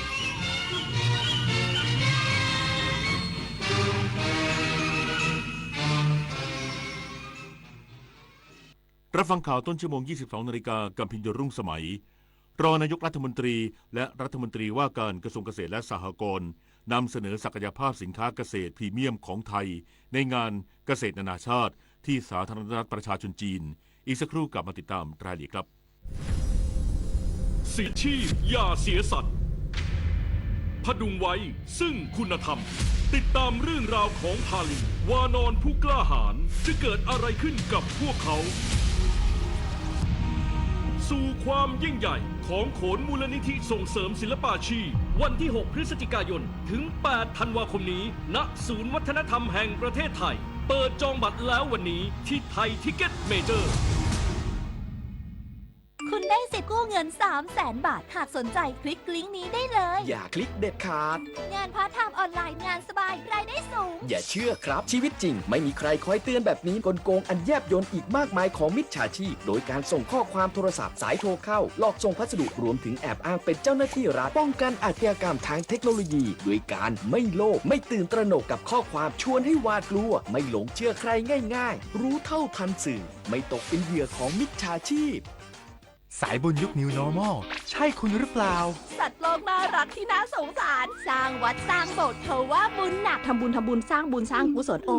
นเลย เป็นสายบุญหรือคุณเป็นเหยื่อมิจฉาชีพกันแน่กลโกงอันแยบยลทำให้คนใจบุญตกเป็นเหยื่อทั้งในกรณีสร้างเพจปลอมขึ้นมาหลอกกรณีที่นำโครงการบริจาคจริงมาโพสต์แต่ลักไก่ใส่บัญชีตนเองกรณีนำภาพบุคคลมาแอบอ้างเช็คให้ชัวร์ก่อนโอน สายบุญโอนไวรู้เท่าทันมิจฉาชีพบนโลกออนไลน์คุณเคยเป็นแบบนี้ไหมใช้เวลาอาบน้ำเป็นชั่วโมงเคยซื้ออาหารอย่างบ้าคลั่งแต่ก็กินไม่หมดจนเหลือทิ้งเคยซื้อเสื้อผ้าราคาไม่แพงแต่ซื้อบ่อยก็เคยหลงลืมที่จะปิดน้ำปิดไฟเมื่อไม่อยู่บ้านเคยเราอยากให้คุณหยุดกิจวัตรประจำวันที่เป็นการทำร้ายโลกช่วยกันรักษาและฟื้นฟูตั้งแต่เรื่องเล็กๆที่เริ่มได้ด้วยตัวเราอาจเป็นเรื่องใกล้ตัวที่สามารถทำได้ไม่ยากรองนายกรัฐมนตรีและรัฐมนตรีว่าการกระทรวงเกษตรและสหกรณ์ร่วมงานเกษตรนานาชาติที่สาธารณรัฐประชาชนจีนนำเสนอศักยภาพสินค้าเกษตรพรีเมียมของไทยก้าวสู่การเป็นศูนย์กลางอาหารโลกร้อยเอกธรรมนัส พรหมเผ่ารองนายกรัฐมนตรีและรัฐมนตรีว่าการกระทรวงเกษตรและสหกรณ์พร้อมด้วยนายอัธกรสิริรัตยากรรัฐมนตรีว่าการกระทรวงการท่องเที่ยวและกีฬานำคณะผู้บริหารกระทรวงเกษตรและสหกรณ์และกระทรวงการท่องเที่ยวและกีฬาเข้าร่วมงาน China International Agricultural Trade Fair 2025 หรือ CATF 2025 ครั้งที่ 22 ณ เมืองเทียนจินสาธารณรัฐประชาชนจีนโดยร้อยเอกธรรมนัสได้กล่าวสุนทรพจน์ภายในงานว่าในนามของรัฐบาลไทยขอขอบคุณรัฐบาลจีนที่ให้เกียรติประเทศไทยในการเข้าร่วมงานซึ่งเป็นปีแห่งการเฉลิมฉลองความสัมพันธ์ทางการทูตครบรอบ 50 ปีไทยจีนและสานต่อความร่วมมือด้านการเกษตรซึ่งจีนเป็นคู่ค้าอันดับหนึ่งของไทยต่อเนื่อง 12 ปีและยังเป็นตลาดหลักของสินค้าเกษตรไทยเช่นทุเรียนลำไยมังคุดยางพารามันสำปะหลังและข้าวรัฐบาลไทยมุ่งยกระดับคุณภาพชีวิตเกษตรกรให้มั่นคงอย่างยั่งยืนโดยไม่ทำลายสิ่งแวดล้อมและพัฒนาเกษตรตามมาตรฐานสากลภายใต้วิสัยทัศน์ประเทศไทยเป็นศูนย์กลางการเกษตรและอาหารของโลกผ่านนโยบายหลัก3สร้างได้แก่สร้างรายได้สร้างตลาดและสร้างโอกาสการเข้าร่วมงานในครั้งนี้เป็นการแลกเปลี่ยนเรียนรู้ด้านเทคโนโลยีเกษตรสมัยใหม่จะช่วยขยายโอกาสทางการค้าการลงทุนและสร้างมูลค่าเพิ่มให้สินค้าเกษตรไทยเพื่อสร้างความมั่นคงทางอาหารในระดับภูมิภาคต่อไปชวนันท์มาลีรายงานกรมการค้าภายในสั่งการเจ้าหน้าที่ตรวจสอบเครื่องวัดความชื้นข้าวโพดทั่วประเทศอย่างเข้มงวดเพื่อคุ้มครองเกษตรกรไม่ถูกเอาเปรียบในการรับซื้อขายข้าวโพดเลี้ยงสัตว์ช่วงผลผลิตออกสู่ตลาดนายวิทยากรมณีเนตรอธิบดีกรมการค้าภายในเปิดเผยว่ากรมการค้าภายในได้สั่งการเจ้าหน้าที่ช่างตวงวัดลงพื้นที่ตรวจสอบสถานประกอบการรับซื้อข้าวโพดทั่วประเทศตรวจสอบเครื่องวัดความชื้นข้าวโพดเลี้ยงสัตว์และเครื่องชั่งทั่วประเทศอย่างเข้มงวดใน37จังหวัดที่เป็นแหล่งปลูกและรับซื้อข้าวโพดเพื่อคุ้มครองเกษตรกรไม่ให้ถูกเอาเปรียบในการซื้อขายช่วงผลผลิตออกสู่ตลาดซึ่งได้เริ่มตรวจสอบสถานประกอบการรับซื้อข้าวโพดไปแล้ว500แห่งและตรวจสอบเครื่องวัดความชื้น396เครื่องชั่งรถยนต์503เครื่องพบเครื่องวัดความชื้นหมดอายุคำรับรอง2เครื่องในจังหวัดลำพูนและจังหวัดกำแพงเพชรซึ่งได้ดำเนินการเปรียบเทียบปรับตามกฎหมายแล้วเน้นย้ำให้ผู้ประกอบการให้ความสำคัญกับการใช้เครื่องวัดความชื้นที่ผ่านการรับรองและมีอายุคำรับรองเพื่อสร้างความมั่นใจในการซื้อขายให้กับเกษตรกรพร้อมขอให้เกษตรกรสังเกตเครื่องวัดความชื้นที่มีเครื่องหมายคำรับรองของกรมหากพบการกดราคาต่ำกว่าตลาดการติดป้ายราคาไม่ชัดเจนหรือสงสัยเครื่องมือไม่ได้มาตรฐานสามารถแจ้งได้ที่สายด่วนกรมการค้าภายใน1569หรือสำนักงานพาณิชย์จังหวัดทั่วประเทศปฏิพล สันทพรหมารายงานพาณิชย์จังหวัดชุมพรร่วมกับสำนักงานพาณิชย์จังหวัดพระนครศรีอยุธยาจัดกิจกรรมเชื่อมโยงตลาดรับซื้อข้าวหอมมะลิช่วยเหลือเกษตรกรแก้ปัญหาราคาข้าวตกต่ำ นางสาวยุภาพรสวัสดีพาณิชย์จังหวัดชุมพรเปิดเผยว่าสำนักงานพาณิชย์จังหวัดชุมพรจัดกิจกรรมเชื่อมโยงสินค้าเกษตรออกนอกแหล่งผลิตร่วมมือกับสำนักงานพาณิชย์จังหวัดพระนครศรีอยุธยาและสหกรณ์การเกษตรเพื่อการตลาดลูกค้าธกส.ชุมพรจำกัดรับซื้อข้าวสารหอมมะลิจากเกษตรกรจำนวน 8,000 กิโลกรัมเพื่อช่วยเหลือเกษตรกรที่ได้รับผลกระทบจากสถานการณ์ราคาข้าวตกต่ำเพื่อขับเคลื่อนกลไกตลาดโดยเชื่อมโยงระหว่างแหล่งผลิตกับพื้นที่ที่มีความต้องการบริโภคสินค้าโดยตรง ช่วยลดปัญหาผลผลิตล้นตลาดและเสริมสร้างความมั่นคงทางเศรษฐกิจในระดับฐานรากอีกทั้งเป็นการส่งเสริมบทบาทของเกษตรกรในท้องถิ่นให้มีส่วนร่วมในการสนับสนุนเกษตรกรทั้งในด้านการจัดซื้อการบริหารจัดการสินค้าและการกระจายผลผลิตสู่ตลาดอย่างมีประสิทธิภาพเสริมสร้างเสถียรภาพด้านราคาและส่งเสริมความยั่งยืนให้กับภาคเกษตรกรรมไทยในระยะยาวมาชนกขาวทองสวทชุมพรรายงานจบข่าวพิญโยรุ่งสมัยอ่านและฟังข่าวครั้งต่อไปเวลา 23 นาฬิกาติดตามข่าวที่นำเสนอไปแล้วได้ที่ www.thainews.prd.go.th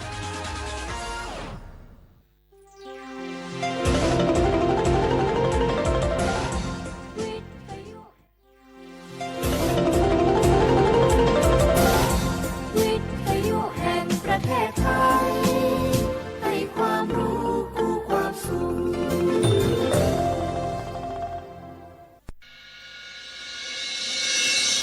สถานีวิทยุกระจายเสียงแห่งประเทศไทยจังหวัดเชียงใหม่ AM 1476 กิโลเฮิรตซ์สถานีวิทยุภาคภาษาชาติพันธุ์แห่งเดียวในประเทศไทยที่มีความทันสมัยเชื่อถือได้สร้างอัตลักษณ์กลุ่มชาติพันธุ์สู่สากล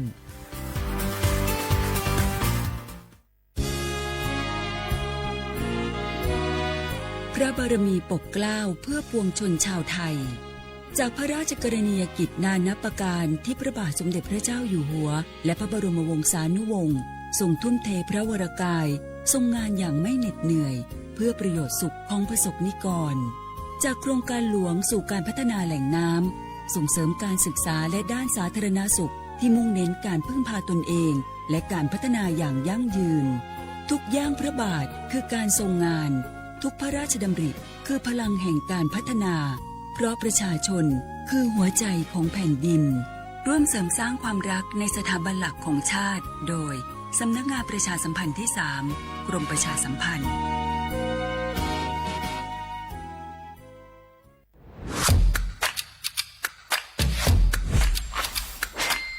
กลับมาแล้ววันนี้กับโครงการคนละครึ่ง plus รัฐออกครึ่งประชาชนออกครึ่งช่วยเศรษฐกิจไทยหมุนเวียนเติบโตถ้าเราช่วยกัน plus ต่อยอดให้เศรษฐกิจไทยเติบโตอย่างยั่งยืนด้วย5 plus plus ที่ 1 เพิ่มช่วงอายุผู้เข้าร่วมโครงการจาก18ปีเป็น16ปีplus ที่ 2 เพิ่มวงเงินใช้จ่ายจาก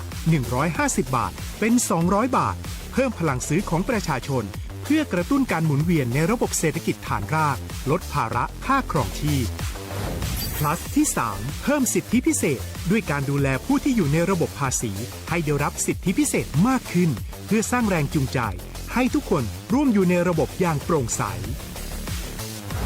plus ที่ 4 เพิ่มโอกาสให้นิติบุคคลขนาดเล็กเข้าร่วมได้ให้ธุรกิจเติบโตเป็นกำลังสำคัญของเศรษฐกิจไทย plus ที่ 5 เพิ่มทักษะใหม่เพื่อพัฒนาให้ร้านค้านำความรู้ใหม่ๆมาช่วยเพิ่มยอดขายลดต้นทุนเรียนรู้เติบโตและปรับตัวไปกับเทคโนโลยีใหม่เพื่อสร้างเศรษฐกิจที่แข็งแกร่งจากคนละครึ่งสู่คนละครึ่ง plus ไม่ว่าจะสั่งข้าวคนละจานชาเขียวคนละแก้วขนมเค้กคนละชิ้นหรือหลายๆชิ้นก็ใช้ส่วนลดได้ทันทีสูงสุดวันละ200บาทแถมใช้กับฟู้ดเดลิเวอรี่ก็ยังได้สำหรับประชาชนไทยอายุ16ปีเป็นต้นไปสมัครรับสิทธิ์ผ่านแอปพลิเคชันเป๋าตังวันที่ 20-26 ตุลาคม 2568 สำหรับร้านค้าที่สนใจร่วมโครงการสมัครได้ผ่านแอปถุงเงินวันที่ 15 ตุลาคมถึง 19 ธันวาคม 2568 แล้วเตรียมพร้อมรับลูกค้าจากทั่วประเทศเพราะนี่คือโครงการที่คนไทยทุกคนช่วยกัน plus เพื่อให้เศรษฐกิจไทยโตไปพร้อมกันโครงการคนละครึ่ง plus ดำเนินการภายใต้เป้าหมายที่ชัดเจนของรัฐบาลในความต้องการกระตุ้นเศรษฐกิจลดภาระค่าครองชีพให้ประชาชนและยกระดับศักยภาพผู้ประกอบการไทยให้พร้อมในยุคดิจิทัลโดยยังคงยึดหลักความโปร่งใสตรวจสอบได้และป้องกันการใช้สิทธิที่ผิดวัตถุประสงค์คนละครึ่ง plus เพิ่มพลังเศรษฐกิจไทยพร้อมโตไปด้วยกัน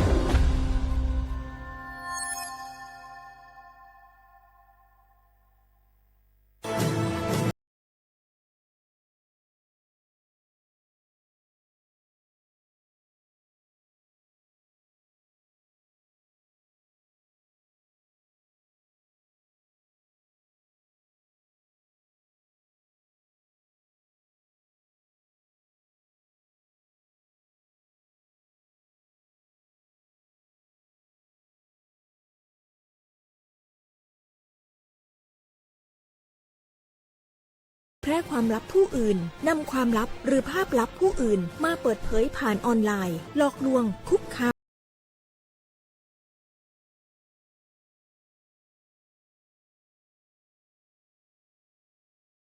โจมตีกีดกันตั้งเพจแอนตี้โจมตีคนที่ตัวเองไม่ชอบเพื่อการโน้มน้าวให้คนอื่น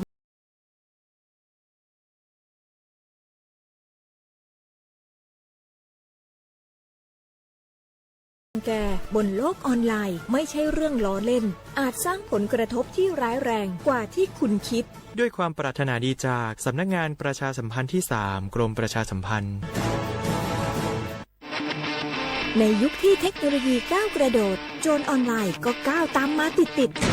สื่อออนไลน์เปรียบเสมือนแหล่งข้อมูลชั้นดีของโจรออนไลน์เราควรใช้สื่อออนไลน์ด้วยความระมัดระวังและป้องกันตัวเองจากโจรออนไลน์ด้วยคาถา3อย่า 1. อย่าโหลดแอปจากแหล่งอื่นๆที่ไม่ใช่ App Store หรือ Play Store 2. อย่าแอดไลน์คนที่ไม่รู้จักหรืออ้างเป็นเจ้าหน้าที่หรือหน่วยงานต่างๆไม่ว่าจะเป็นจากรัฐหรือเอกชนและ 3. อย่าสแกนใบหน้าหรือให้ข้อมูลส่วนตัวในแอปที่ไม่รู้จักเด็ดขาดที่สำคัญควรท่องให้ขึ้นใจว่าธนาคารจะไม่แนบลิงก์ทุกประเภทผ่าน SMS และอีเมลรวมทั้งไม่ส่งลิงก์ขอข้อมูลสำคัญผ่านช่องทางโซเชียลมีเดียยกเว้นกรณีลูกค้าร้องขอด้วยตัวเองเท่านั้นด้วยความปรารถนาดีจากสำนักงานประชาสัมพันธ์ที่ 3 กรมประชาสัมพันธ์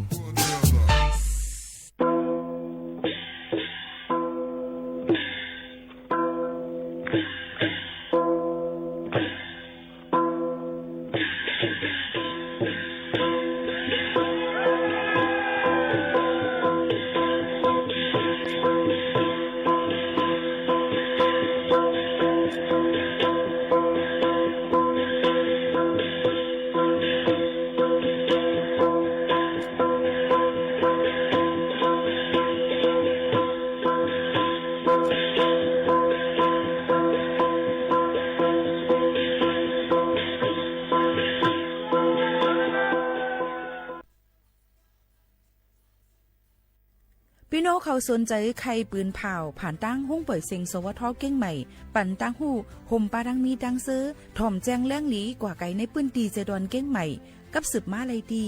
สวทเก้งใหม่หมายฟ้น053-276-068และ092-246-8579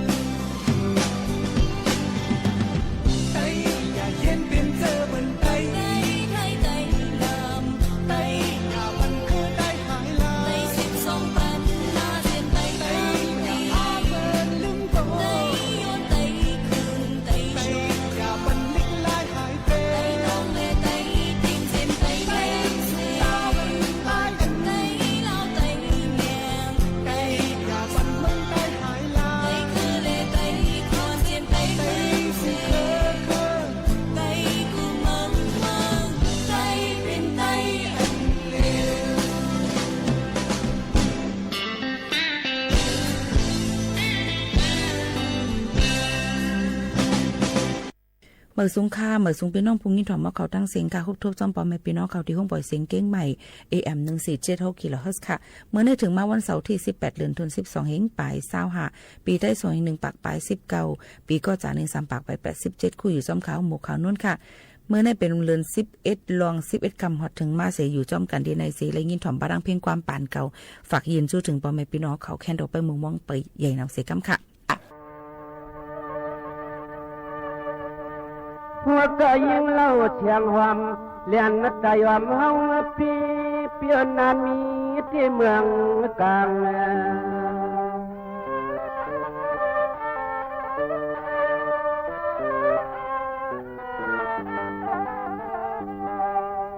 สังมาเมื่อไหนได้ว่าผิวสันขวางห้องพอบยองสู่เล็กลาลาเลือนก็นอจืนเงินห่างทางต่อไล่เมียวไล่ทบจุงใจ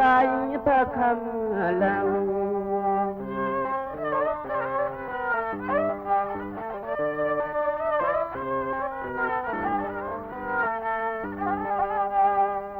นางหางลีเปียเจ้านางหางลีเปียเจ้าอันกวันปนมาว่าเฮาต่อยามทบจุงมันยามันยา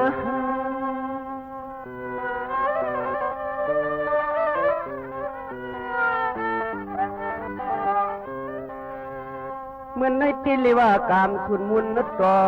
เปียสังไลเมียวไลทบงบสุเล็กลาลาเลือนก็จืนเงินอุ่นข้าวน้ำเตียงกา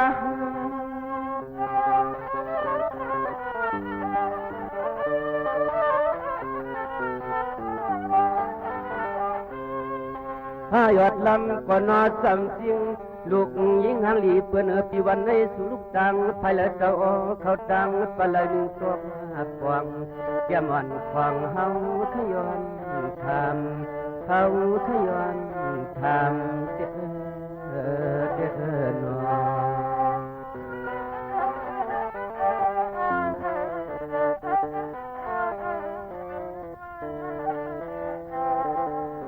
ในจิตกว่าพวนตั้งว่าเชื่อนเดือนหอมยิ่งยังสามฟังร้องพี่เฮาความยำทบหันเมียนสุเล็กลาลาเลือนกว่าเจือนเงินมีห่างมีทาง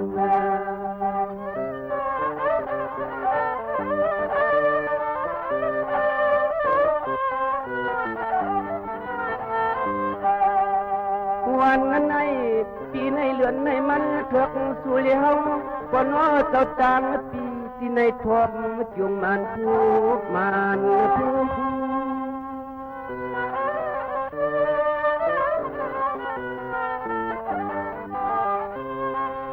นี่เนี่ยพี่ก็ย้อนนั้นทำต่อข้าวนอกเกียงลีสวยปีซาสังหุนมุนพวงมาเมื่อปีสว่างปามีก็น้ออันนี้ก็ข้างกว่ามีหมอยตัวไอ้ผู้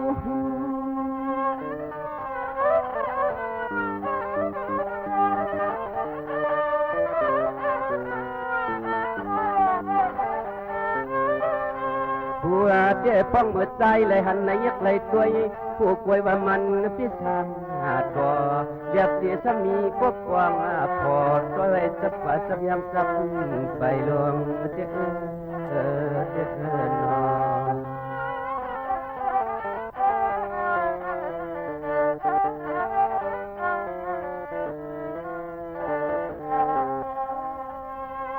อน้องตีวนตับเขาขึ้นก็เป็นปีเท่าไหร่เช่นเราก็ถอก็ยินมันสีจำค่ะ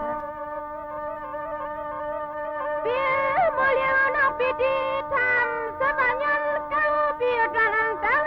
นิดีละปล่อยพี่นี่พี่ดวงไม่นะ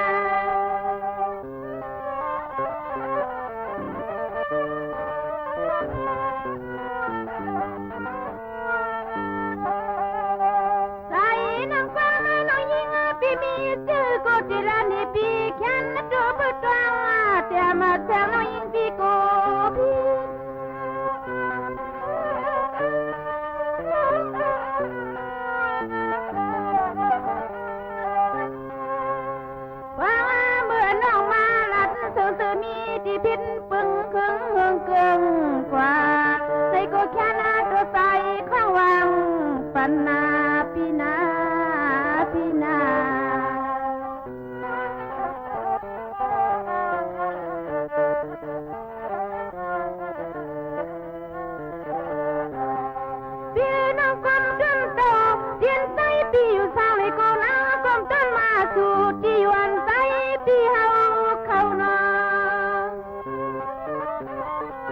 ล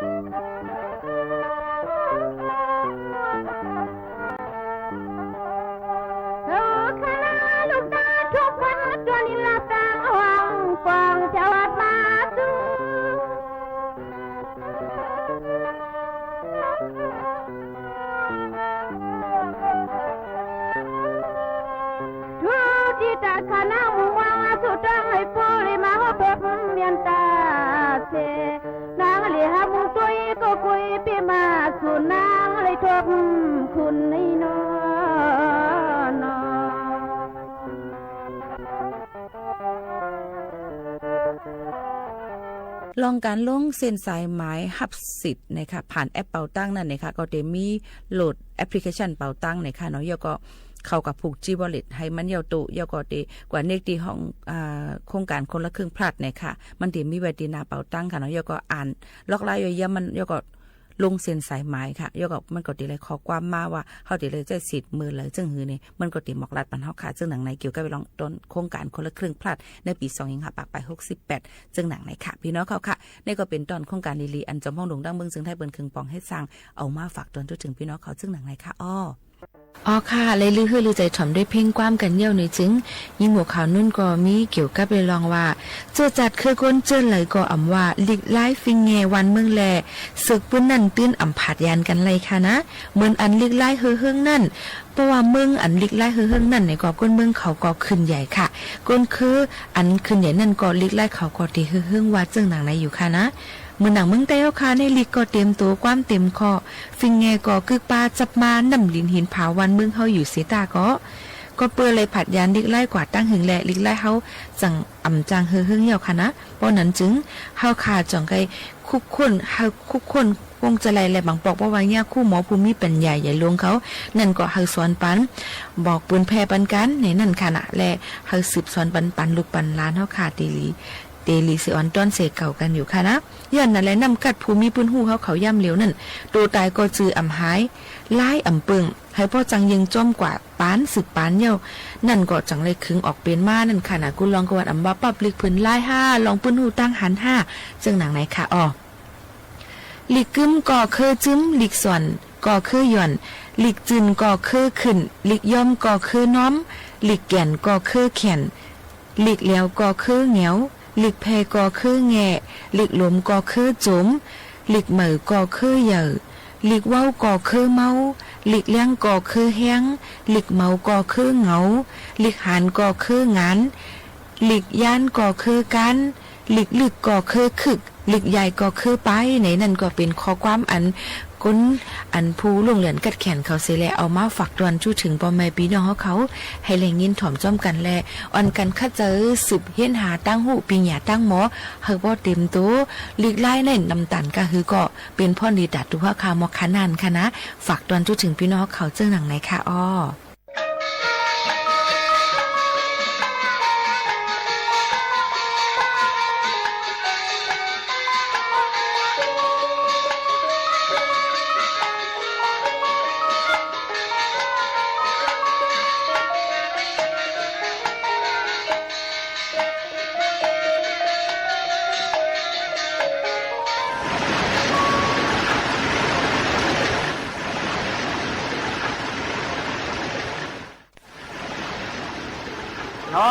ดีกัน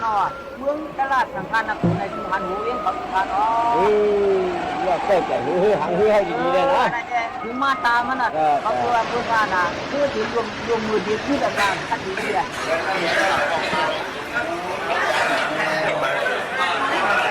ก็หนังพวกนั้นเขาก็ต่างว่าในคือทางพ่อในเขาขาดอะไรเขาออกในคือทางพ่อในกว่าขายดีเนื้อหางเนื้อหัวเดลี่เนี่ยมีเนี่ยจังเนี่ยจริงๆครับพันดีพวกนั้นเดี๋ยวเขาก็ทุกมากกันเนาะทุกมากฝาก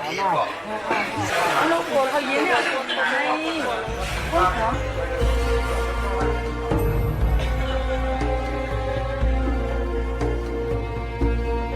จังเนี่ยจริงๆครับมามือทางข้านักบุญในก่อผู้ใดทัดคือทางพ่อวัดมาถึงคดีมือเขาหน่อยเรียนนั้นอยู่งามช้ำสาวดีกันเรียนอยู่กินวันเยอะมาเอ็ดอย่างนี้เรา ขอข้ามเอาในกอปีนั้นช่วงชื่อได้ดีอะไรมีกลุ่มกาดังขายดังแค่ต่างเราก็ดีเขาเจ้ามูใหญ่คุณข้ามเมืองตลาดสังขารนักกูจื้อดาเนาะเหลือในเดือนหนังอันเขาเลยมากลุ่มกาดังขายได้nhiều anh mi tuổi mi trời bạn này làเขาก่อเลยมาดังก้นอันคำเลยเนอะควักเขาจังอังมาขายบันก็ดีจังมูเนี่ยเขาคำเอาก็ดีเมืองในอยู่ยาเด้อฮะเด้อพวกนี้ทำเบียดตีเตยเบียดนั้นทางถูกเตะก้นในวันในเมืองในเลยก็เพื่อเขาเลยมีกติเสกกระดังผีรู้ของนั้นเชียวเลยเบียดนั้นเข้มเด้เบียดนั้นจ้วมเชื่อเด็บมีหลายก็หลายปากหลายเฮียงก็ชื่อเอาที่ก็ใครคำในก็บันใครงิ้นในก็บันอ๋อจ้าใครอ่ะใครว่าการลือมาใครว่า25,00020,000ก็ปันมีหลายก็อันนี้เด้มีไว้ก็เดี๋ยวไว้ค่ะก็เรียกก็ซื้อกูมาทำเมื่อไหร่โอ้ดีก็เนาะคนทำเขาเรียกเขาในมีอยู่เนี่ยมีเนี่ยโอ้ดีก็อย่าปีว่าเดือนคำของเขาแล้วเจมันชุกขมิ้นเขาเจ้าเนี่ยก็เธอบ่มขึ้นไปเอาเลยขึ้นมือนางเขาปัวมาดงเลยดูฮักจะมุ่งใหญ่คุณเอาข้ามาค่ะนางพระเดียนในก็เลี้ยวไว้ใครเอาที่มือเดียดเอาก้นในฝักเรียกเขาในปันเสือมาเอาก้นปันในวันในเมืองเอาปันเสือมาเอาก้นมีปันเอาก้นมีปันก็เสียงก้นปันก็เสียงเอาก้นของในห่างในหอในปันว่ามีเอกยาก็ไงถึงว่ามือพวกในเตี้ยนวันก็คือยาว่าจังไหนเสร็จจะดีเอาก้นในห่างในหอในวันในเมืองแบบมีฉากยาว่าได้ขึ้นนางภาวตีในก็ยาตาเดียกันผีรู้ตรงนั้นว่าพยายามตัวเร็วในเรียกว่ากำสุนมุนต่อดีขานอนเมื่อนัง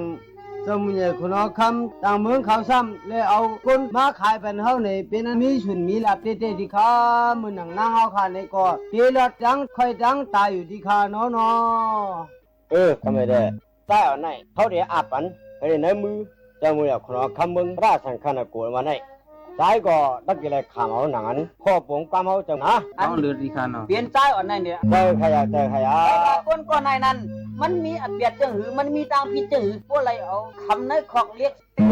ได้ย้อนเลยมันมาถังในเมืองเฮาถึงดีมานอนขึ้นผู้เจ้าหน้าเหมาลักเอาเสียงในห่างในหอเวลเขาจังไรเขาก็ยิ่งยับถึงดีสมบูรณ์เลยมาแถวถึงก็ดีในมือเจ้ามือเนี่ยคนเอาคำในขยะเลี้ยวใต้อ่อนเนาะยามในขิงในคุณเอาคำเมืองจำปานักกูนั่นขายบ้านเฮายาซ้ำหนังตั้งพิษมาปีมาจังหือเนาะที่ขนาดในตั้งพิษเท้าอมีดีค่ะอันนังคุณเอาคำเมืองจำปานักกูลัดนั่นเสื่อมใจค่ะนี่เสียงลูกในมันเป็นเสียงอันเมียเจ้าเยซูบันมามืออันข้าขาพี่น้องเลยพัดมือลงบาลนาสีนั้นข้าเขาในก็เป็นลูกไทยซื้อพันเสียงบ้านหนึ่งนังเก่าค่ะอันใดเดก็เพื่อว่าได้คำดังมาใจสวนจังนั้นเลยจังเลยมีกองดังมาจังนั้นดีค่ะโอ้เวียนนั้นเนี่ยเป็นเสียงเมาหรอสมุนไพรคุณว่าคำมือสมบัติคุณนายเป็นนั้นใจก็ใจงอใช่ไหมเป็นนั้นตลาดเถอะใครกินเนื้อหมาเนื้อข้อเปิ้นต้นนางเบียมาดูจ้าสีบ้านในก่อนจับกันความไปในดูในคิวเสียอีดงเอาเนี้ยเข้าเป็นเตาปืนน้ำนี้นั่นวันกินเนื้อหมาเนื้อข้อเปิ้นมีอ่อนตลาดวันอยู่เฮ็ดแค่แต่เจ้ามุนใหญ่คุณว่าคำมือสมบัติคุณนายเมื่อไหร่แก้ปัญหาเราแก้ลายที่ได้ว่าเราเมื่อไหร่นะเดี๋ยวนั้นเมื่อใครยิ้มเอาหัวเสียงเปิ้นทีเนี้ยเตี้ยเตี้ยเนื้อเปิ้นว่าอย่างล่างมาลองเขาจักตีจังเสียมันแล้วว่าเขามันก้นนี้ไงเนี่ยเขาไม่เอาเล็กคนตัวใช่ไหม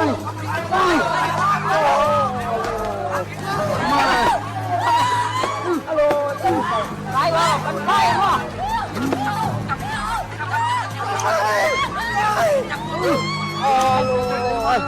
มึงทำอะไรเจ้าเว้ยทำอะไรใครอ่ะทำอะไรให้ทางเมียใครอ่ะว่าเมียไปไว้อ่ะก็ไม่ได้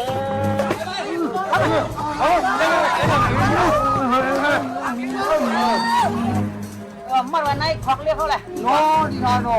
ย่ำไรเลยครับมันเรียนไปเหรอใครเอาถ้าบอกเดี๋ยวก็เลยกระหลิวเขาเดี๋ยวมือเขาก็หมดเลยมันก่อนเฮ็ดแทนเกี่ยวในนั้นได้เหรอแล้วมาเทศมันก่อนถึงว่าเขามีเลี้ยวหลุมหมักนึงคือทางคือขอจิมือมึนชื่นก่อนนะเขาก็ผัดอะไรป๊อปผัดด้วยเลี้ยวเขาในด้วยได้เหรอเนาะนอนในเต็มท้องหรือเลยความปรุงคนรักเจ้าดีท่านว่ามันถึกเลยกี่รถน้าอ่อนพระวัตินั่นในฉันก็ให้ผัดอะไรสีกรรมเขาดีผัดย่ำเดียวดีค่ะ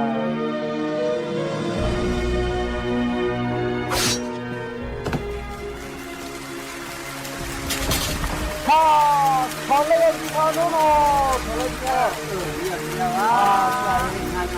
มันผัดอะไรในบ่มันแค่เดียกี่มาอะไรอยู่ อันเป็นนางภาวดีในพวกนั้นย่ำในขิงในผีลูกหลงมาไปกินนั่นมันก็มาไปที่ใดออกทางออกโอนปัดต้องถูกนางภาวดีใน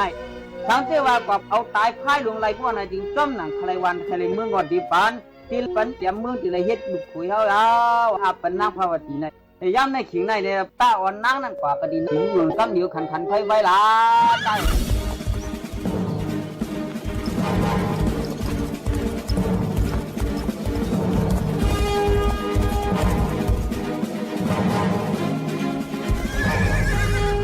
นางภาวดีอ่ะเนื้อ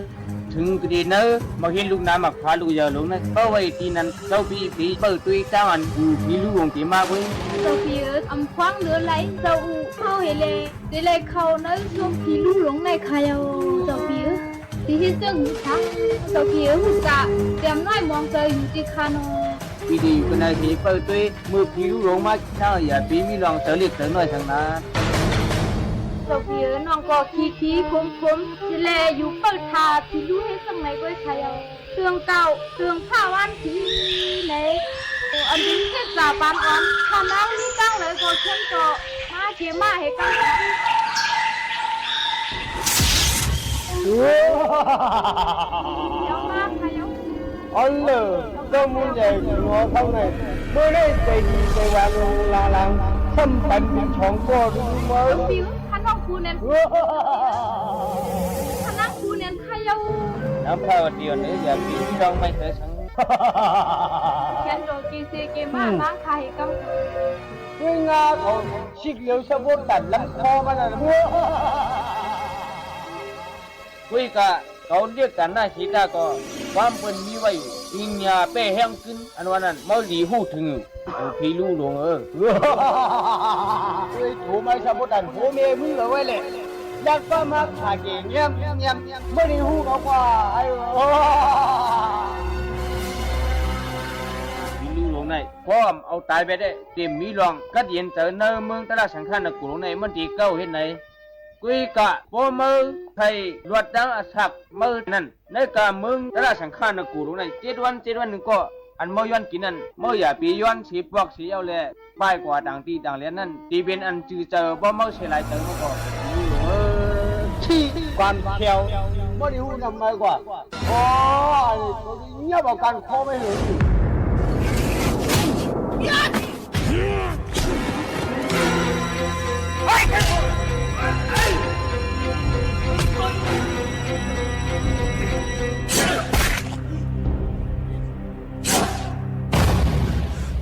ตัวเลี้ยวในปีนี้การข้อหลวงมาในสัมพัดันรวมเข้าช้ำรวมช้ำย้องในมาขัดเป็ดตื่นเลี้ยวกึกวันกึกเมืองตลาดสังขารนักกุหลงใน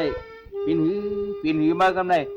ผู้พี่ลูกก็ตายแล้วในเขาก็หลวนกันขึ้นมือตีหางตีหอผมจะเล่นนังพาตีกันเนาะดิคานอเจ้าพี่ถูกเป็นเทศปานอ่อนเจ้าพี่กับจอมพร้อมไปเลียมาแล้วมือเนาะนั่งเนาะ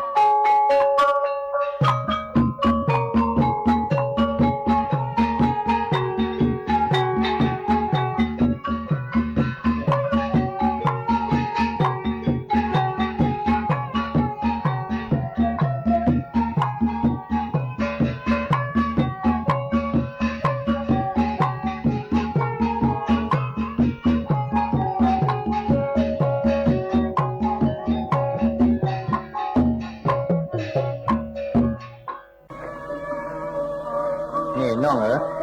เหมือนในเดวันดีปีถูกแล้วเลยเขาพี่น้องเลยมาพบกัน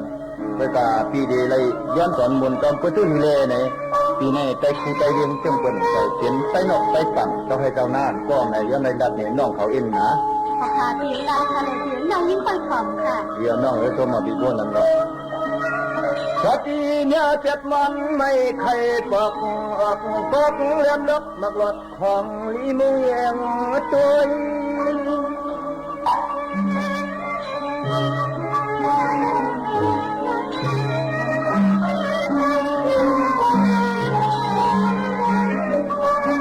สู้ในคิดชันปานมาต้องอย่าไว้เมื่อตุยาชึกกำพาทับสูงขึ้นหน่อย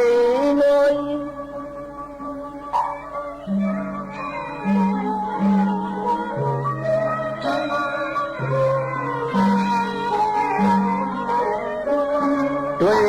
na nắng tiêm căng ấp nắng trên nhị oang thuần đi mưa choang bên mương yàn này nọ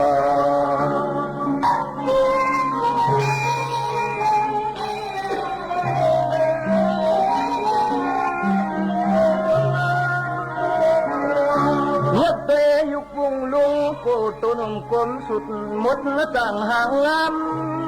bên am cùng xuống thôn con ngàn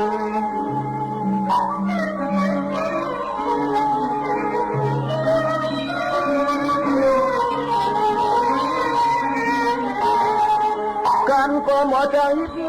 จิตมันปากกาเน็บคำเต็มตำนั่งลุ่มเยอะพอกุย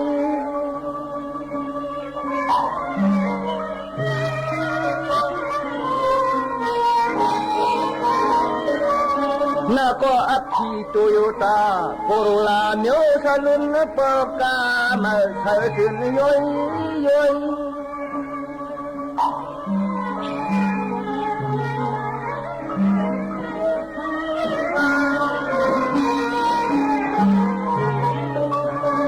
ตัวน้องเฮาเยอะกำเธอคำนี้พลังยมโกน้ำไผ่อะไรกินยมโกน้ำไผ่อะไรกินในนอ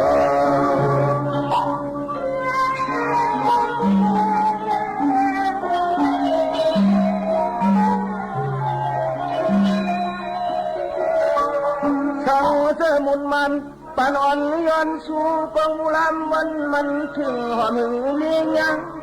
ตั้งสู่ตั้งเอาผู้เป้าเลยเมื่อขึ้นจองหุ่นย้อนสิ้น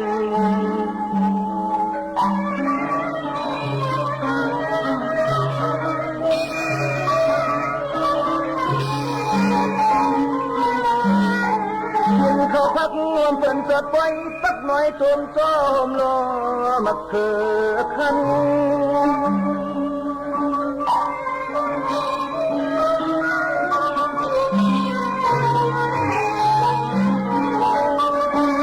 สองอันน้องเตกินกว่าเปลี่ยนตาไหล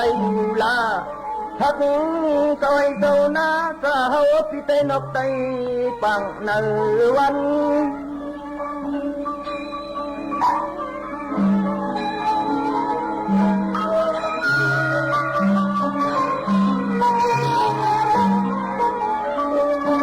มันหูจางคึดเนื้อเกียงเนื้อโซ่ห่มรอที่จะนอนใจที่คู่เตียงห่วงในเนนอ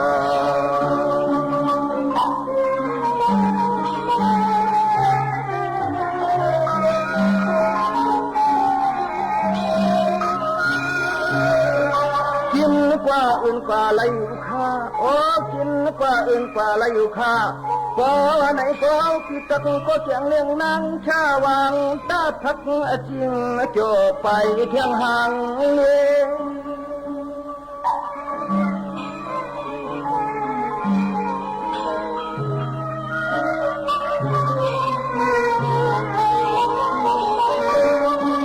เสียเที่ยงปุ่งไปเราเขาในมีเสื้อเหี่ยวเราหันโตเครื่องเลื่องสูงโตเครื่องเลื่องสูง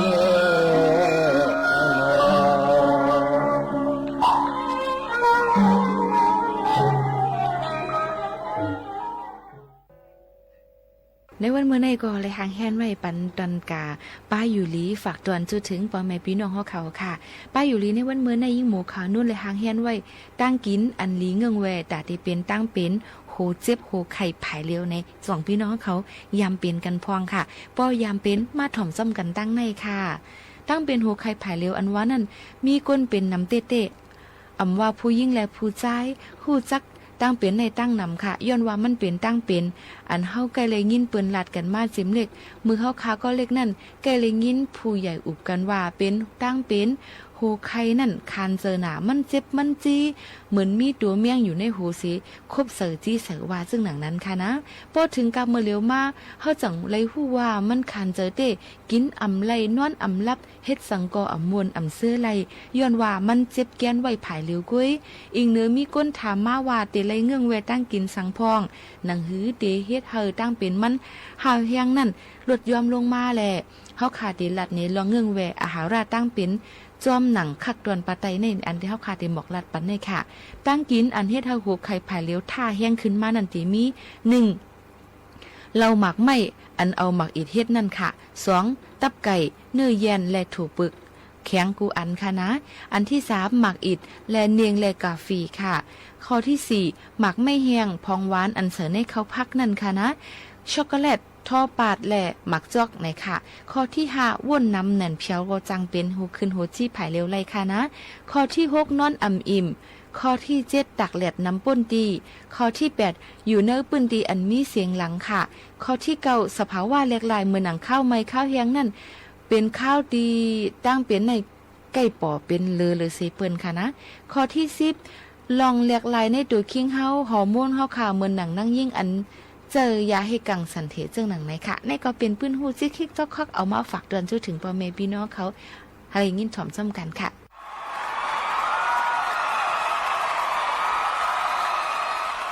นักไม่จงลูดจงหูจะเลี้ยงมาที่แมวเสียงมีแต่คอเนียงเตี้ยตั้งไปจองเทียงในใจจกเมปลัดเทดวงเมืองเป็นเพียวมาเมื่อไกลที่วันก็ปิดตัวลัดปาดดันยาไฟ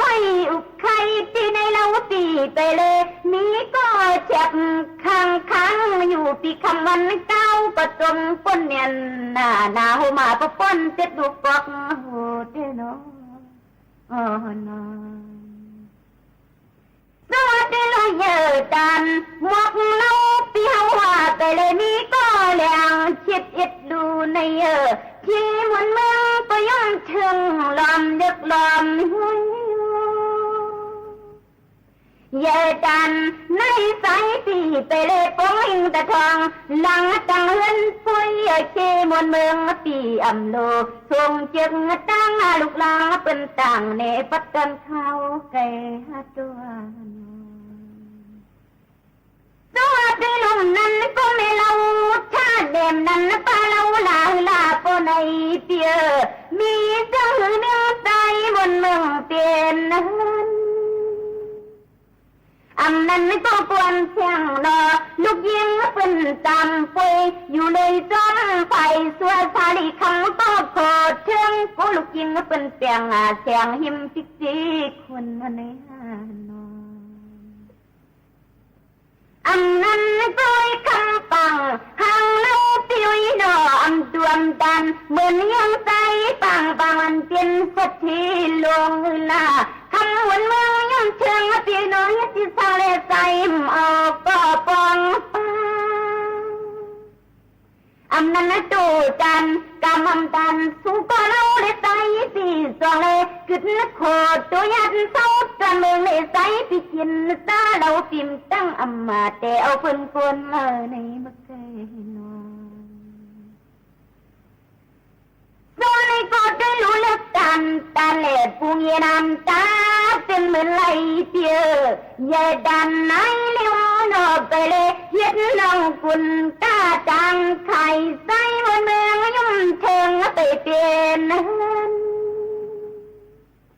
ใหญ่ดันในเลี้ยวคำปังห้องลูกปีไปเลยมีก็เจ็บข้างป้องกลางขึ้นเล่ากูหักทิ้งอะไรโคเปียน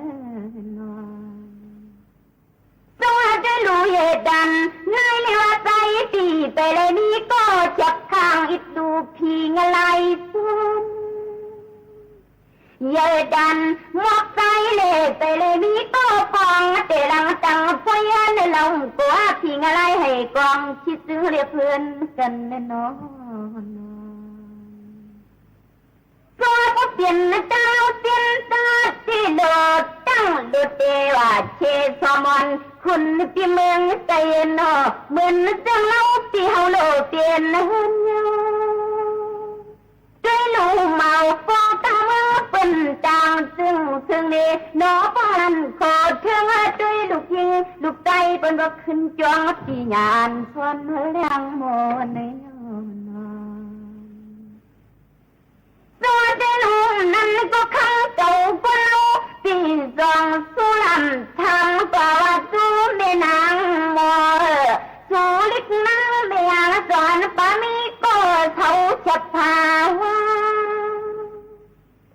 ตัวเดลูอีเดียมอนเสียงเราเด็ดเที่ยววัดเมืองคำน้ำเมาเลี้ยงเทียฟ้าปีคำวันตานางกล่องอันปามีก็สีกะละนาปีคำวันในตัวเฮาในข้างลุ่นเลยจังเปลี่ยนเสียงอีเมืองกว้างปีหน้าเป็นน้ำมันเขียวขึ้นเหมือนจอกหัวมันเสียงปลาเมือง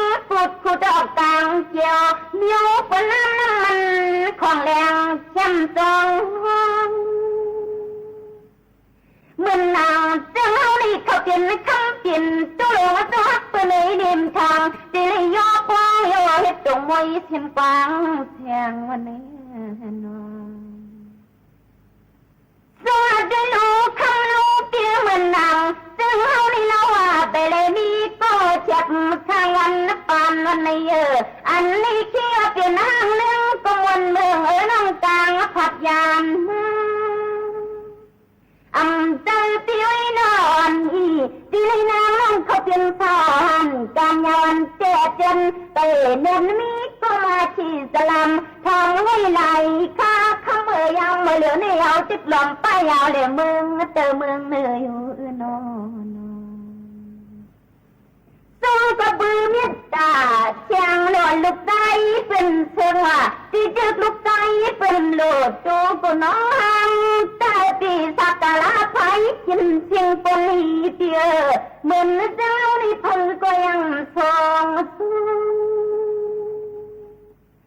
ตัวพิสูกรรมพันปันเลสับในดาปางปานพี่เจริญเขาอยู่เงาดวงเขากอมทางเจริญนี้ก็อิบลูยนาตัวเขาเก่าก็รู้เตียเจริญในที่ว่าเตะปึงตังหูในอันนี้ใส่ก็นั่งเห็ดเมาเย็นจึกตอนเมืองนั่งคำเอาก็ปองปาเมื่อนางเจ้านี่มองมังอาจารย์สิใหญ่อะไรจะเหมือนกว่านอนว่ามองสุดองติดทันหน้าจึงจึงให้พบผมโยพอจอผมเมียนปอหันวันนี้นอนตัวเขาก็ยาสุดองมองหันข้าวปียากูเล่นนักเจ้าขับอากูเล่นไม่พลากูเล่นลงโคปันตามเตียอันนี้นาจุมันสู้เหลียวในเลียนเลี้ยสั่งตั้งจอนุ่มนอนทั้งก็เขาท่าใส่ปิดทามาตวงอันปานี้ก็คาลาปีศาจตวงมังเสียงคึกเขาอันนี้นอนสู้เป็นหัวข้าลูกเตี้ยเขาเลยสั่งซื้อเขาเปลี่ยนยอดปักไปเลยมีก็ยัดมันหลัดจิกแยงเตี้ยสั่งจะเปลี่ยนยศมาแล้วปามีก็ยดมันว่าจีตูสั่งจะเดียมันเขาน้องเป็นน้ำยุจนหมักมันหมักวงช่างพออยู่ป้อมก็เลยสุดหล่นจกจนมันไหลฝน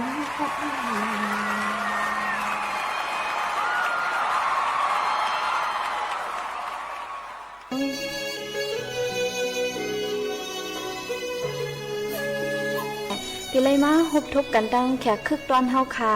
ปีใจทุนไหนค่ะแทงก้อนนึงแต่ก็ตีเป็นน้องใจไหนค่ะออค่ะเมื่อสูงค่ะน้องใจค่ะลมไม่สงการ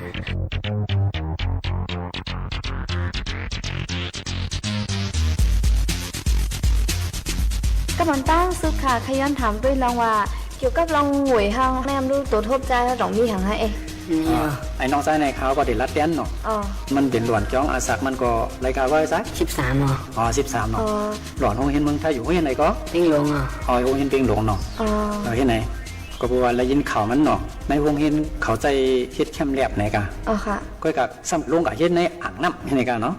เปิ้นก่อมใจกับเฮ็ดเขาในอ่างน้ำไหนมันก็ลงกับในกับเก็บยุ่ยักแปดแรงเก่านะมันก่อมให้หยังคู่เขาได้ถามว่ามันลงกับเรียนน้ำในใครกับเฮ็ดเมี่ยวซะไหนกะกำในคู่เขาห้องมันมาห้องมาว่าถามไอ้ทรายว่าก็ทำมาลงไกวอย่างคาในนี่ก่อนไอ้ทรายว่าล่ะมันกับเก็บยุ่ยักในที่มันหลีออกมาแปดๆนะอย่างนั้นน่ะกำนันคู่ก็ซ้ำว่าลีนี่นั่นน่ะเนาะคู่ได้ถามว่ามันใครกับเลี้ยนน้ำใครกับเอาปะหรือสิ่งใดกันทำมาในกำในมันแต่มันเข้าใจว่ายุกยักในมันมีในหมวนน้ำในว่ามันทำว่ายุกยักในหลวกกับเพียวเปียในน้ำในตีบวยในว่ามันก็ลงกับเอาในว่ามันลานในเท่ากันกำในคู่ก็ว่าลีกูก็กับเพียวเปียแรกในมือคู่เขาก็ปัญหามันเลยในกันก็กับพอต่างปลอกตีล่วงในก็ให้รัดคู่เสในว่าเนาะว่าสิ่งไหนหรือสิ่งนั้นก็ไอ้ไส้อ่อนแน่นะมันคาไรหูพื้นมันกันเนาะมันใส่เงินก่อนเพราะใส่นะเกี่ยมก่อนเรียนให้ปอกนะวันนานนะด้วยได้ด้วยอย่างก็เองก็ได้ด้วยได้ด้วยเรียนเนาะ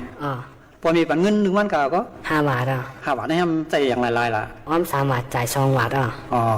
อ้อม3 บาทอ้อมไม่ดีเลยอ้อมไม่ดีคู่เนาะกับผักคุกเก็บไว้ก็ไม่ทำไรยินมันว่านะสมัครเมียเนี่ยว่าพอมีเอาเขาพอมีเงินเนี่ยก็ปันเงินจ่ายลูกชายคนแรกเนี่ยว่าให้ปันล้านยิ่งล่ะล้านยิ่งเนี่ยก็กูว่ามันเป็นมียิ่งเลยซ้ำมันหนูใจเงินหนำเนี่ยหวังว่านะข้ามเอาเงินจ่ายเนี่ยหวังว่านะมาจากไหนเนี่ยก็ว่าหันถึงว่าแล้วเป็นพ่อนี่แต่พี่น้องผู้ถอมีน้องก็ทั้งเสียงในกันห้องมาอกโดดเตะมันในขนาดเนาะค่ะเฮียงแลน้องลาทั้งปอว่าผมมีเงินก่อมปันดูก็แลกับปันล้านยิ่งแลในกอบสังแลว่าจังนั้นแหละมียิ่งในเขาโหลดใจน้ำใจกูเปิลกูเมียวเต็มเสื้อผ้าเสื้อโค้เต็มเสื้อเปียในเขาโหลดใจเนาะคุณใจในคำเปิ้ลโหลดสังอะคุณใจแต่ผมปลดใจสั่งวันเนาะสำหรับยินแทงว่านะพวกกาซื้อโคในพวกการมันป่นลอยในแต่การหาเอาเนี่ยมันนี่นะแค่ติดยอกก็ตีดังยอกกุนยอกก็นุ่งนั่งยอกใครก็เพราะว่าลอยไหมเอาโคป้อเนี่ยว่าโคไหมก็ไม่รู้ว่าป้องนุ่งอะไรก็ป้อเนี่ยว่าพวกกัดเนี่ยก็ว่าใส่อะไรโคสังก็ใส่ดิอันเนี่ยว่านะมาใส่เนี่ยอันนี้ก็เพราะว่าดีรู้ในในกันเนาะอันก้นดีอันดีมืออยู่ซ้อมเนี่ยก็ซ้อมสอนเล็กนั่นน่ะเนาะเขาก็ว่าไอ้ไส้ในมีตังหูเทียนในหลวงในว่าหมุนซึ่งในได้ใครเกิดน้ำมาในว่าอันที่อยู่ซ้อมนั่นอู่มาซึ่งในก็ว่ามีในนี่มีในหลายเสียนใครซื้อในว่านะพอมีขายได้ใครซื้อในว่านะเลยว่าลูกอ่อนเมื่อเร็วก็มีตังหูมาตั้งน้ำตั้งหลายคนเนาะหลวงก็มีตังหูมาคือกะมานั่นน่ะเนาะค่ะใจค่ะเจนนั่นเนาะเลยมาพบมาทบกันเจ้งหนังในเซแลยุ่มยามว่าได้หันเจอกันกูก็กูก้นดังหมดดังเสียงข้าวไหลข้าวนั่นค่ะเป็นป่ายแรกๆกว่าก้อยกาตัวเฮาคาเจอเฮาคานั่นเดี๋ยวเลยรู้ล้อมด้วยถึงป้ายอยู่ลีเฮาคาป้ายตัวป้ายเจอเฮาเต็มชนอย่าไปให้เป็นดังเป็นรอกาอีสังแหละเฮามองฮักกันจุงจันหันตีเลี้ยงกันกูก็กูก้นดังหมดดังเสียงเสกำค่ะตอนแต่วันมื้อในขาวยิ่งหมู่ขาวนู้นพูดจะรายการแหละปืนปล่อยเสียงดังห้องปล่อยเสียงจึงไทยสวทเว้งเก้งใหม่ AM 1476 กิโลเฮิรตซ์เฮาคาได้ย้อนผัดยันพี่น้องเขามือกว่าก่อนส่งขึ้นมาพบมาทบกันเที่ยงในค่ะตอนแต่วันมื้อในย้อนสู้ปันพี่น้องเขากูก่อกูก้นเฮาเลยอยู่ลีกินหวานเหตุการณ์ขึ้นเดียวมือสูงหนังกลางเจอใครใครเป็นก็เฮาเตรียมทวนกันกูก่อกูก้นดังหมดดังเสียงสีกำค่ะม่อนๆค่ะขอบใจค่ะ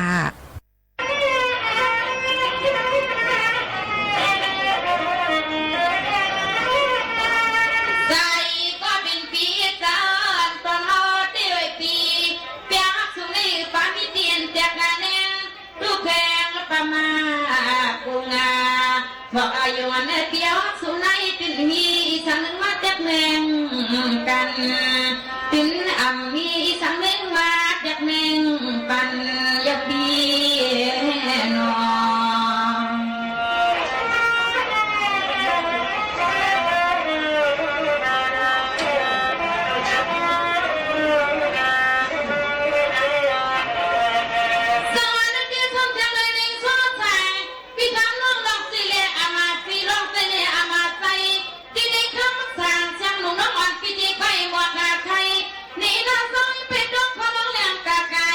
ใส่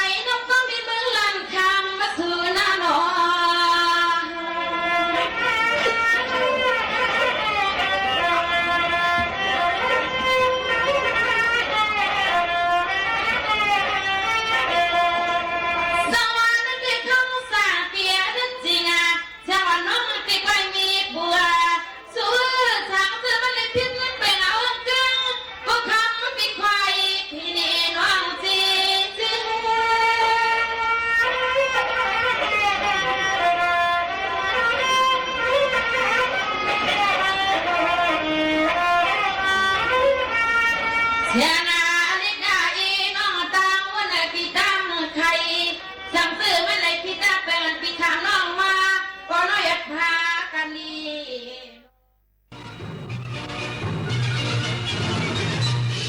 สถานีวิทยุกระจายเสียงแห่งประเทศไทยและเครือข่ายทั่วประเทศเสนอข่าวต้นชั่วโมงรู้เร็วรู้จริงเกาะติดทุกสถานการณ์